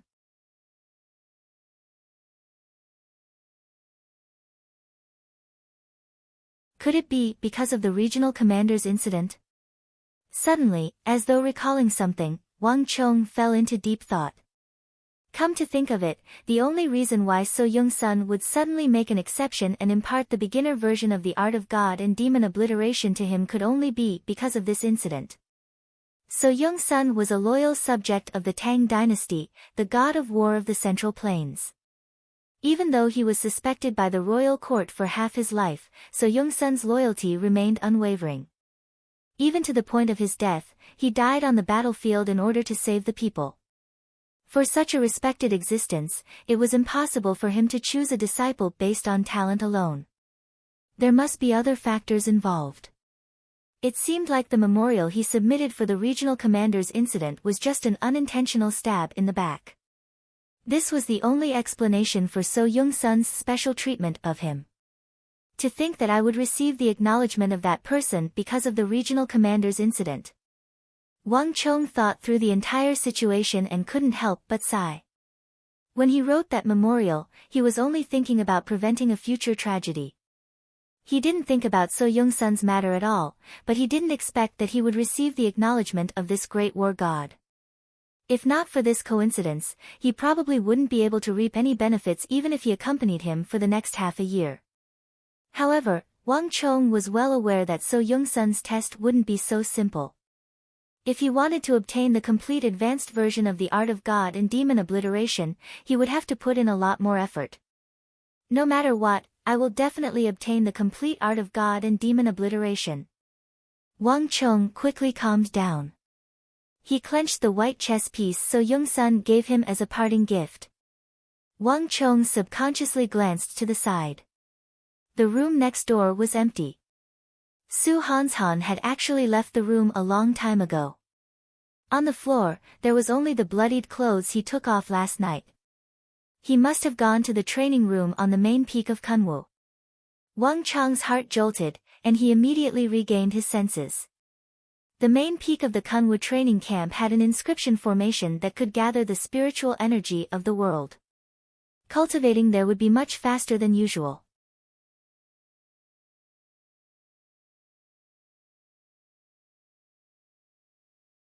Chapter 221. With no one else in the room, Wang Chong quickly calmed himself down and began to study the 100-word mantra in his head. Art of Life Massacre was a top-notch skill. Although it was only 100 words, the concept it exuded was far beyond all the skills that Wang Chong had learned so far. Common life execution, exterminating the common life. Senior Su's ultimate technique is simply too domineering. It's no wonder he's so cautious and doesn't easily pass on his Tao. Wang Chong thought to himself. This 100-word mantra was only the first level of Art of Life Massacre. The killing intent in the white pieces indicated that there was a higher-level mantra inside. However, the disdain, domineeringness, and fierceness that were revealed from merely these 100 words were sufficient to cause one's heart to tremble with fear. Heaven and earth are heartless, treating all life like dogs. This was the essence of Tao. So Young-sun's mantra exuded a domineering concept that looked down on the world and treated all life like dogs. This was only the first level of the mantra, and it was already like this. One could only imagine how terrifying it would be if he trained to the highest level of Art of God and demon obliteration. Calming himself down, Wang Chong quickly immersed himself in studying and understanding the mantra. The higher the level of a martial art, the harder it was to understand. Wang Chong knew this. This was probably another test that So Young-sun had given him. Time passed slowly. After an unknown amount of time, Wang Chong felt a wave of fatigue and finally opened his eyes. I can't train anymore. So Young-sun's mantra is too taxing on my mind. Wang Chong thought to himself. Unlike the demonic emperor Old Man's little yin-yang art, the Art of Life Massacre was not an internal energy technique. Rather, it involved the use of profound internal energy techniques. This sort of technique was much more profound and difficult to cultivate. In terms of difficulty, the latter was much more difficult than the former. Meditating in the hall, Wang Chong felt that his mental state had mostly recovered. He then opened his eyes. Come in. Wang Chong said to the door. Crash. The entrance, which was empty a moment ago, was suddenly filled with shadows, and a large group of people rushed in. Zhao Jingdian, Zhuang Zhengping, Qi Siwei, Su Qi, Gao Feng, and Qin Burang were the ones who had fought alongside Wang Chong last night. Everyone's faces were slightly pale, but after a night of rest, they looked much better. Young master. A group of people walked in and lowered their heads in respect. This wasn't just because Wang Chong had the highest and most illustrious status among them. More importantly, Wang Chong's performance last night had won everyone's respect. When the night raid came, many people panicked. Wang Chong, on the other hand, was the only one who remained calm and collected. Moreover, he was able to gather everyone and launch an organized, large-scale counterattack. If it weren't for Wang Chong, who knew how many more people would have died last night? It wouldn't be an exaggeration to say that Wang Chong had saved their lives. Take a seat. Wang Chong gestured to the seats beside him and beckoned everyone to sit down. Qi Weisi, how's your injury? It's all right. Even though I'm injured, I've already informed my clan to send a few bone builders over. I should be fine after I remodel my shoulder blades. Qi Weisi said gratefully. If not for Wang Chong coming up with a way to create the safe house and have him stay in the cage at the center, he might not have been able to survive. For this reason, Qi Weisi was extremely grateful to Wang Chong. Can you still hold on? I'm fine. Qi Weisi hurriedly replied. The 3 great training camps were appointed by the Holy Emperor himself. If he were to return home to recuperate right after the camp opened, who knew what would happen in the future? Furthermore, the Qi clan wouldn't go offline easily. The soldiers of the Qi clan would never retreat on the battlefield. As a scion of the Qi clan, Qi Weisi naturally wouldn't be so cowardly. That's good. Wang Chong nodded. The 2 gifts that the Zhuang clan and Qi clan had sent over yesterday clearly expressed their intention to side with him. According to the rules of the capital, Zhuang Zhengping and Qi Weisi would be working under him on the battlefield in the future. Thus, it was only right for him to show some concern for them. Qi Weisi, can you contact your clan and have them send some of the Qi clan's guards over? Wang Chong said. Gongzi, do you mean to say that those people will come over? Qi Weisi's expression warped. The faces of the others also warped upon hearing those words. Everyone had come over to check on such a huge incident last night. Here, Wang Chong held the highest authority. Wang Chong's big uncle was an influential official in the royal court, so it was a good idea to ask him about this matter. However, Wang Chong's reaction caught everyone off guard. Recalling the assault last night, everyone felt a lingering fear in their hearts. However, those master archers weren't something that they could deal with their current strength. None of them would be able to handle another one. That's not it. Wang Chong shook his head with a grim expression. It's better to be safe than sorry. If our clan has such experts, we can send them over beforehand. This way, even if something were to happen, we would still be able to provide support. Besides, since those people are bold enough to assault the training camp in the capital, who can say that they won't dare to do it again? The future had already changed, and Wang Chong couldn't be sure whether those people would dare to do it again. Furthermore, the incident last night had reminded Wang Chong that even if he was in the Kunwu training camp, he should still make some preparations. There's no harm in being cautious. The steel guards. There shouldn't be a problem. However, the clan has always placed great importance on the steel guards. My guess is that they will only send 2 or 3 of them over. Hearing Wang Chong's words, Qi Weisi heaved a sigh of relief.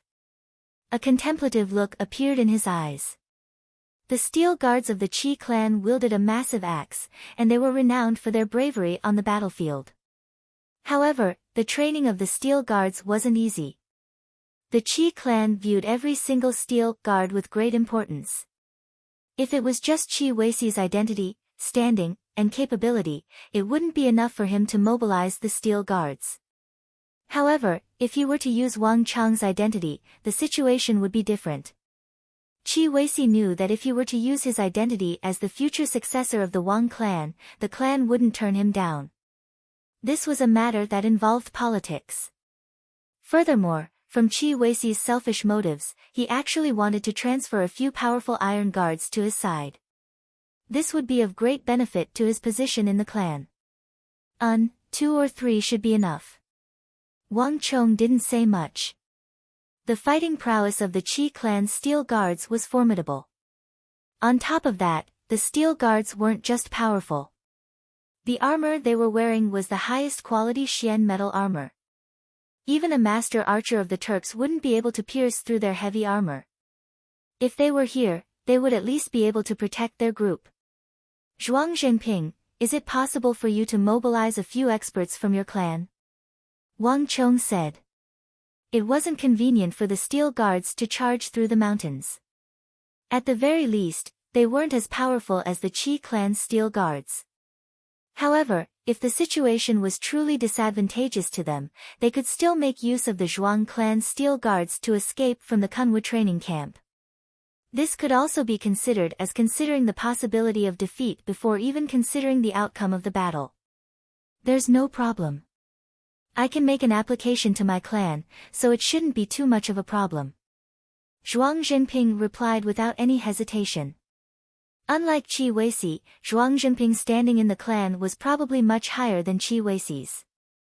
Furthermore, after the incident last night, even if Wang Chong didn't say anything, Zhuang Zhenping had such thoughts. Right, Gongzi. The assault of the Turks has been going on for an entire night. Gongzi, have you received any news? How does the royal court intend to deal with it? Zhuang Zhenping suddenly changed the topic.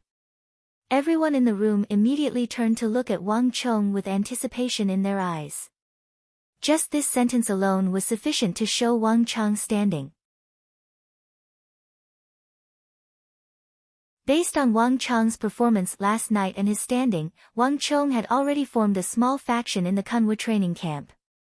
Even though it was still a small faction, and it was still very weak, it was already on the right track. I don't think that there's any need to doubt this matter.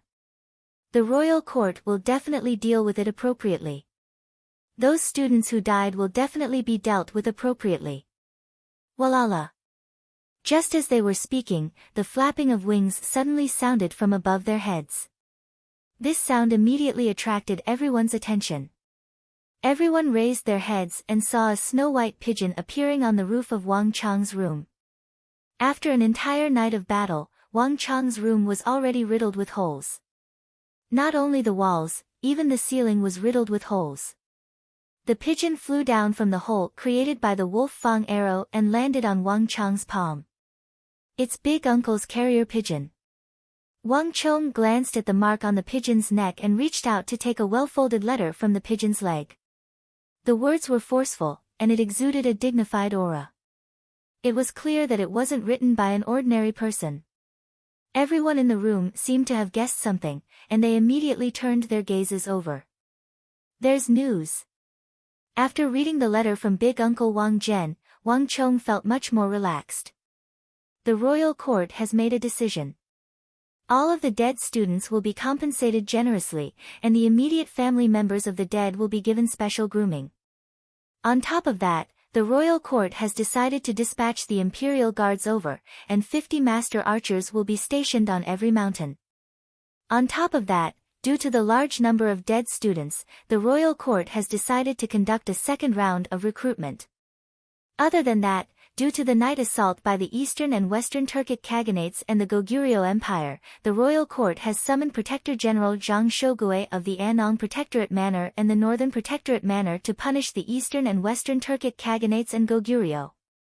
This is to prevent such a thing from happening again. That's great.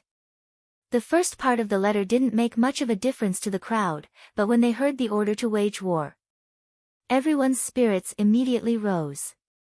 What compensation? What recruitment? What imperial guards?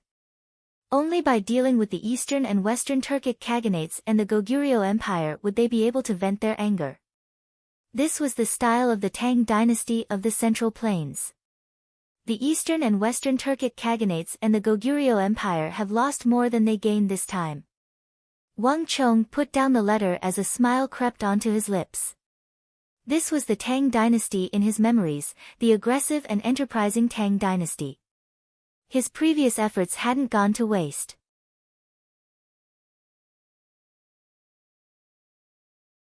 Wang Chong was certain that the King of Song had played a significant role in this decision.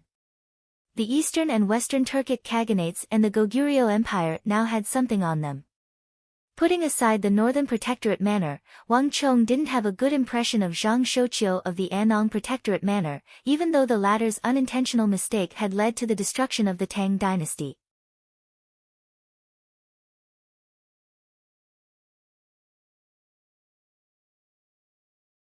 Chapter 222. The war with Goguryeo and the Eastern and Western Turkic Khaganates is a matter for the future. Since you are here, I have something to give you. Wait here for now. Under everyone's doubtful gazes, Wang Chong suddenly stood up and walked toward the back of the room. Gongzi, what are you doing? The group turned around and looked at Zhao Jingdian inquiringly. Last night, they could tell that Zhao Jingdian and Wang Chong had a close relationship. If there was something going on, he was probably the only one who knew about it. Zhao Jingdian shook his head in bewilderment. Even though he was a follower of the Wang clan, he wasn't aware of Wang Chong's actions. Wang Chong spent quite some time laying down the brush and ink. Slowly, everyone realized what Wang Chong was writing. Alright, this is my gift to you. It's not thread-bound, one for each of you. Go ahead and read it. Roughly 15 minutes later, Wang Chong finally finished writing. He walked over with a few stacks of books and passed one to each of them. This is a cultivation technique? Everyone was perplexed at the start, but when they saw the content, they couldn't conceal their agitation. What Wang Chong gave them were cultivation technique manuals. I've chosen these based on your individual characteristics. Take them and have a good look. Wang Chong nodded and indifferently said. The night assault last night had reminded Wang Chong of the helplessness of a single person. Wang Chong also realized the limits of his strength. This included Zhao Jingdian, Zhuang Jingping, and the others. It was already a feat for them to survive that kind of assault. Initially, Wang Chong intended to pass these things to them after a period of time. This way, it would be more natural. However, there was no need for that now. The group arrived quickly, and Wang Chong didn't have the time to prepare. Thus, he used the brush and paper here to write them down. Gongzi, we have a share as well. Su Qi, Gao Feng, and Nia Yan held the stack of papers in their hands in disbelief. Wang Chong's family background was much higher than theirs. The things he took out were definitely not ordinary. They didn't even need to think about it. What surprised everyone was that they had only just met Wang Chong. Wang Chong actually had something for them. After all, they were different from Zhao Jingdian and Zhuang Jingping. The latter had obviously known Wang Chong for a longer period of time. Wang Chong nodded. To be able to survive last night's situation and even help others, Su Qi, Gao Feng, and Nia Yan's strength and abilities were beyond doubt. In fact, these were the future generals of the Tang dynasty who would walk out of the Kunwu training camp. Su Qi's ability might not be as outstanding as Su Hanshan's, but his ability to command troops was definitely extraordinary. On this point, Wang Chong had already sensed it last night. In the future, Gao Feng and Nia Yan would definitely be valiant generals on the battlefield. In the battle against Uzun, these two were the ones who determined the outcome. One was the defending general, while the other was the attacking general. In the future, these two would be the heroes of Jiao and Meng. But now, other than Wang Chong, no one else knew about it. Even they themselves were clueless about it. In the future, Gao Feng and Nia Yan might not need his help. However, the two of them were still inexperienced, and they weren't as mature as they would be in the future. Thank you, Gongzi. The three of them were overjoyed, and they felt immense gratitude toward Wang Chong. Wang Chong nodded his head. What he imparted to them were the most formidable secret arts of the same generation based on their unique traits. These secret arts were much more formidable than what they could learn on their own, and at the same time, they would be able to build a stronger foundation for themselves. From a certain perspective, this was already out of their control. In the future, even Wang Chong couldn't estimate what kind of achievements they would be able to achieve. The future had already changed, and Wang Chong was also trying to change it. He hoped that through his own hands, he would be able to strengthen these future generals of the empire, turning them into the pillars of the empire. Zhao Jingdian, Zhuang Jinping, Qi Weisi, Su Qi, Nia Yan, and Gao Feng left in satisfaction. Chen Burang was the last to leave. Thank you, Gongzi. The moment the six of them left, Chen Burang bowed deeply to Wang Chong. Chen Burang was different from the others. He was born into a hunter's family in the mountains. With a single look, Chen Burang could tll that the archery technique that Wang Chong imparted to him was an incredible archery technique. In terms of grade, it far surpassed what Wang Chong had imparted to the other six. In fact, it had far surpassed the origin energy realm and true martial realm, perhaps even reaching an even higher realm. In this aspect, Chen Burang knew his stuff well. He, Chen Burang, there's no need to thank me. It's not without reason that I imparted this archery technique to you. Wang Chong said. Oh. Chen Burang was surprised, but he soon understood something. With a deep voice, he said, if Gongzi has any errands in the future, feel free to instruct me. You're wrong. I don't have any errands for you. All you have to do is to study this secret art I imparted to you and improve yourself. The empire will have a need for you in the future. Wang Chong smiled. Wang Chong viewed Chen Burang in a different light. The reason was simple. Chen Burang was talented. His ears were able to hear the vibration of a bowstring from several li away. Furthermore, he was able to determine the other party's position through the sound alone. This talent was unique to Chen Burang.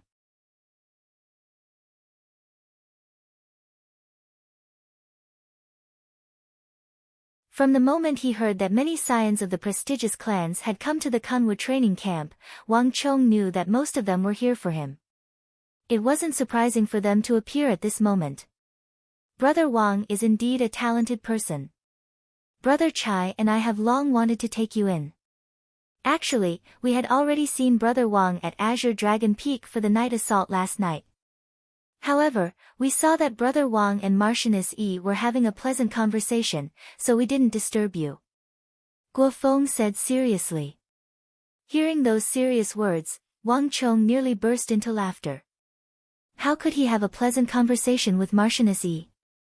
Back then, everyone was busy moving the corpses and cleaning up the mountain, so they didn't speak much at all. Guo Feng was lying through his teeth. I've long heard that Marchioness Yi is a scourge among the scions of the capital, and everyone is fearful of her. It doesn't seem to be fake at all. The Gua and Chai clan are prestigious clans with several hundred years of history behind them, and yet, they are so fearful of Marchioness Yi. Wang Chong chuckled inwardly. Birds of a feather flock together. Those who were able to hang out with second sister Wang Zhuyan weren't easy to deal with. The only difference was that second sister was always a scourge to him. On the other hand, Marchioness Yi seemed to be a scourge among the scions of the nobility. Brother Gua must be joking. Marchioness Yi is a heroine, an outstanding figure among women. How can I be compared to her? Wang Chong said. The meaning behind his words was I'm afraid of her as well. So Wang Gongzi is in the same boat as us. Hearing Wang Chong's words, Guo Feng and Chai Ziyi's expressions relaxed. They felt that they were in the same boat as Wang Chong, and their gazes toward Wang Chong became much more intimate. This was especially so for Chai Ziyi. His eyes were filled with passion, as though he was a kindred spirit. The atmosphere in the room immediately became much more harmonious, and it wasn't as solemn and reserved as before. Right, this is our first meeting, so this is a token of our appreciation. I hope that Brother Wang will accept it. Guo Feng and Chai Ziyi each took out a gold leaf box and pushed it over. This is a 300-year-old Goguryan ginseng. It's extremely useful for raising one's origin energy. Brother Wang, take it and boil it. It'll be beneficial to raising one's cultivation. Even though Goguryeo was lacking in resources, and its apothecaries weren't as developed as the Central Plains. However, there was one thing that Goguryeo had the best in the world, and that was the Goguryeo ginseng. Just like how Sindhu obtained the Hyderabad ores, Goguryeo was blessed by the heavens to obtain the best ginseng in the world. The ginseng that grew there was the best tonic for a martial artist to raise their cultivation. Thus, even though Goguryeo didn't have many apothecaries, and its resources couldn't be compared to the Central Plains, the ginseng produced a large number of experts. But with these ginsengs, a large number of experts were born, and they even took advantage of it to stand up to the imperial court in Liaodong.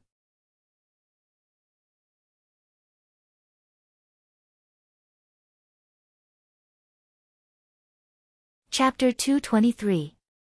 Ginseng above 100 years of age was prohibited from being sold outside of Goguryeo. Wang Chong didn't expect that the duo would take out a 300-year-old Goguryeo ginseng. "I'll have to thank you then." Wang Chong didn't reject the gift. It just so happened that he needed to reach Origin Energy Tier 8, and the gift from the duo came at the right time. "Brother Wang, you're being too polite." Seeing Wang Chong accept the gift, Guo Feng and Chai Zi heaved a sigh of relief. Even though the Guo clan and Zi clan were founding members of the Tang dynasty, it had been centuries since then. On the other hand, the Wang clan was a rising power in the Tang dynasty, especially the old master of the Wang clan, Duke Jiu. Not only did he serve as the prime minister, he was also highly respected and wielded great influence in the royal court. The Wang clan was already showing signs of becoming an established clan, and it wasn't too far off from them. On the other hand, Wang Chong caused a huge ruckus in the vast crane pavilion, pummeling Yao Feng, and stirring up the regional commander's incident. The duo thought that Wang Chong wouldn't be easy to talk to, or at the very least, he would have a temper. But from the looks of it now, Wang Chong was unexpectedly easy to get along with. "Right, if Brother Wang is free, why don't you come to the Tiger Hall in the capital? Brother Chai and I will be sure to treat you well. Perhaps, we might be able to introduce some friends to Brother Wang," Guo Feng said. "Indeed. Actually, there are many people who wish to meet Brother Wang," Chai Zi added. There were different classes in the capital as well. Even though they were all descendants of nobles, they were divided into different groups. The 8 Gods Pavilion was the place where the 15 to 17-year-old scions of the capital went to play. On the other hand, the Tiger Hall was different. Its level was much higher. Most of those who were able to enter the Tiger Hall were highly regarded scions of their respective clans or those who were about to enlist in the military. They were completely different from those profligate scions in the 8 Gods Pavilion. Under normal circumstances, it would be difficult for Wang Chong to enter that place. Guo Feng and Chai Zi's words were tantamount to opening the door to Wang Chong, allowing Wang Chong to join their group. Even though they were all princes of the capital, it was still difficult for many people to enter the Tiger Leopard Hall. "Hee, it just so happens that I'm also preparing to set up an Origin Chi building for exchanging pointers and martial arts. If Brother Guo and Brother Chai are interested, why don't you come over for a chat?" Wang Chong suddenly said. "Origin Chi building?" Guo Feng and Chai Zi looked at each other in surprise. "I wonder where Brother Wang intends to open his Yuan Chi tower. Of course it's here." Wang Chong extended a finger and pointed outside. Guo Feng and Chai Zi looked at each other. For the first time, they couldn't understand Wang Chong. "Don't worry, Brother Wang. We'll definitely be there when the time comes," the two of them said in unison. After lingering in Wang Chong's room for a while, the two of them quickly left. After sending the two of them off, Wang Chong sat alone in the room and fell into deep thought. Wang Chong wasn't joking about the matter regarding the Origin Chi Tower. Guo Feng and Chai Shao were prepared to bring Wang Chong into their group, but how could Wang Chong possibly agree to it? The reason why he joined the Kungwu training camp wasn't to join any faction. The Kungwu training camp was a camp of 100 generals, and Wang Chang's wish was to gather all of them together. Then, using his knowledge, horizons, and cultivation technique manuals, he would help them surpass the limits of their previous lives and reach greater heights. To Wang Chong, these people were his future companions.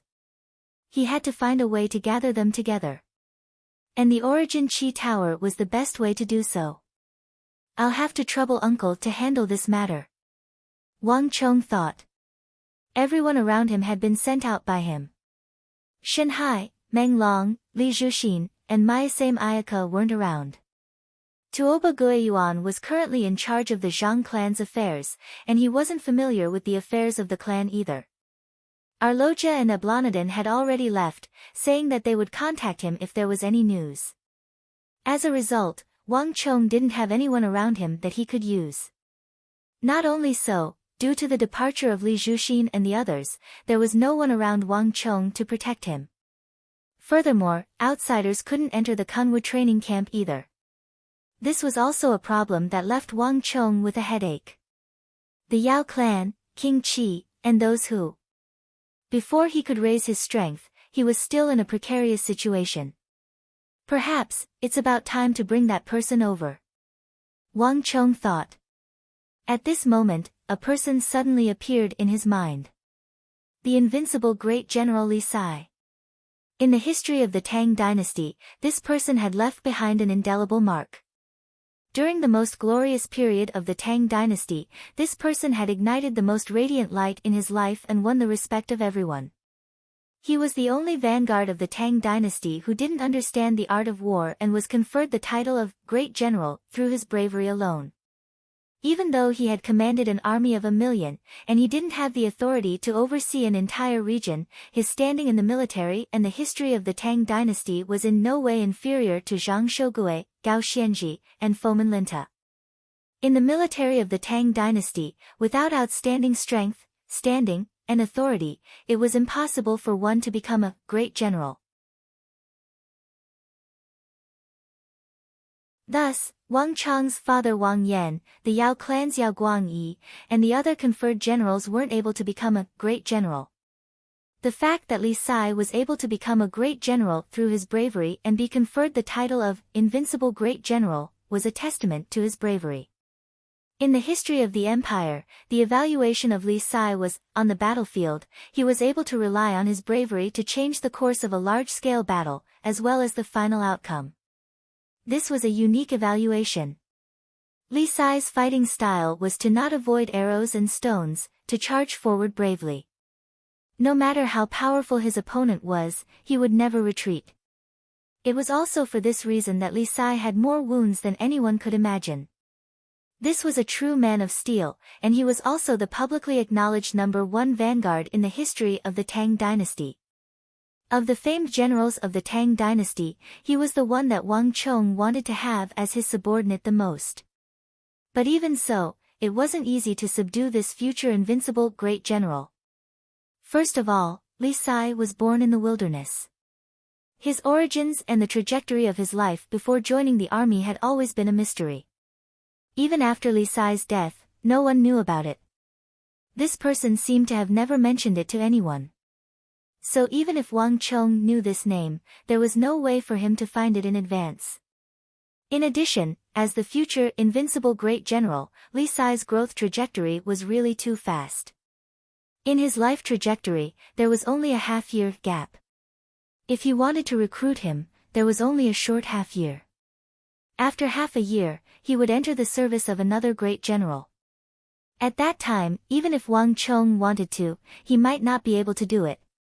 And after another 2 years, Li Sai's ability would be revealed. At that time, it would be impossible for him to be subdued by anyone. So for Wang Chong, the real opportunity was only that half year. If he managed to catch him, then he managed to catch him. If he failed, then he would forever miss this future invincible great general. If there are no surprises, he should have already been recruited into the army by now, Wang Chong said to himself. This was the first time Li Sai had stepped onto the stage of history. Not here, but in the conscript army heading to Anshi, where he was still an insignificant, unnoticed ordinary soldier. This was probably the moment when he was at his lowest. But even so, trying to recruit Li Sai was no easy task. The army had its own rules. Once a soldier was registered, it was very difficult to transfer him. Transferring someone from the conscript army to this place was no easy task. Let alone Wang Chong, not even Wang Chang's father, Wang Yan, could do it. I can only ask for the help of the King of Song. He is in charge of the Bureau of Military Personnel and has the authority to transfer troops. Only he can do this. Wang Chong said to himself. Calming himself down, Wang Chong quickly wrote a letter and sent it via messenger pigeon. After that, Wang Chong received a few more visitors before heading to the central Kunwu training camp. He needed some space to properly study the Art of Life massacre that So Young-sun had given him. At the same time, on Azure Dragon Peak, Sun Jiming, do you really think that you can betray me? Deng Mingxin led a group of men and barged into Sun Jiming's room. As Deng Mingxin had been assigned to Azure Dragon Peak, he had managed to escape the assault last night. Even though the assault had caused a huge uproar, Deng Mingxin was still most concerned about the servant who had betrayed him. Deng Gongzi, I don't know what you're talking about. Participating in the Kunwu training camp is an opportunity that I fought for myself. There's no such thing as betrayal. Seeing the group barging into his room, Sun Jiming's face paled. He clenched his fists tightly, but there was no sign of compromise on his face. Seeing Sun Jiming talk back to him in front of so many people, Deng Mingxin was even more furious. In the past, Sun Jiming had always been submissive before him, doing whatever he was told. He had never talked back to him like this. But in just a single day, he actually dared to stand up straight and talk back to him in front of outsiders. Sun Jiming, don't forget your duty. You're just a lowly servant of our Deng clan. How dare you speak to me like that? Deng Mingxin's face darkened. I'll give you one last chance. Do you want to betray your master for glory and follow that lad from the Wang clan, or do you want to follow me again? Deng Mingxin, no matter what you say, I won't agree to it this time. Sun Jiming gritted his teeth. It hadn't been easy for him to escape from Deng Mingxin's grasp, so there was no way he would return. Otherwise, given Deng Mingxin's personality, who knew what would happen in the future? Deng Gongzi, there's no need to be polite with him. This lad is asking for a beating. How dare he speak to Deng Gongzi in such a manner? Teach him a lesson, let him know his place, a group of people who had followed him and chimed in. Sun Jiming, since you're determined to not repent, don't blame me for what happens next. Your father doesn't need to stay in the Bureau of Personnel anymore, he should retire early and return to his hometown. Don't think that you'll be of any use just because you've submitted to that fellow Wang Chong. From now on, the members of your Sun clan, young and old, don't think that you'll be able to make a name for yourselves anymore. Just stay in your hometown and focus on farming. Deng Mingxin flung his sleeves, his expression cold as ice. Let me tell you, Sun Jiming, this is all your fault. Deng Mingxin, you dare. In an instant, Sun Jiming's face paled, turning incomparably pale. The Sun clan wasn't some powerful clan, but a family of farmers.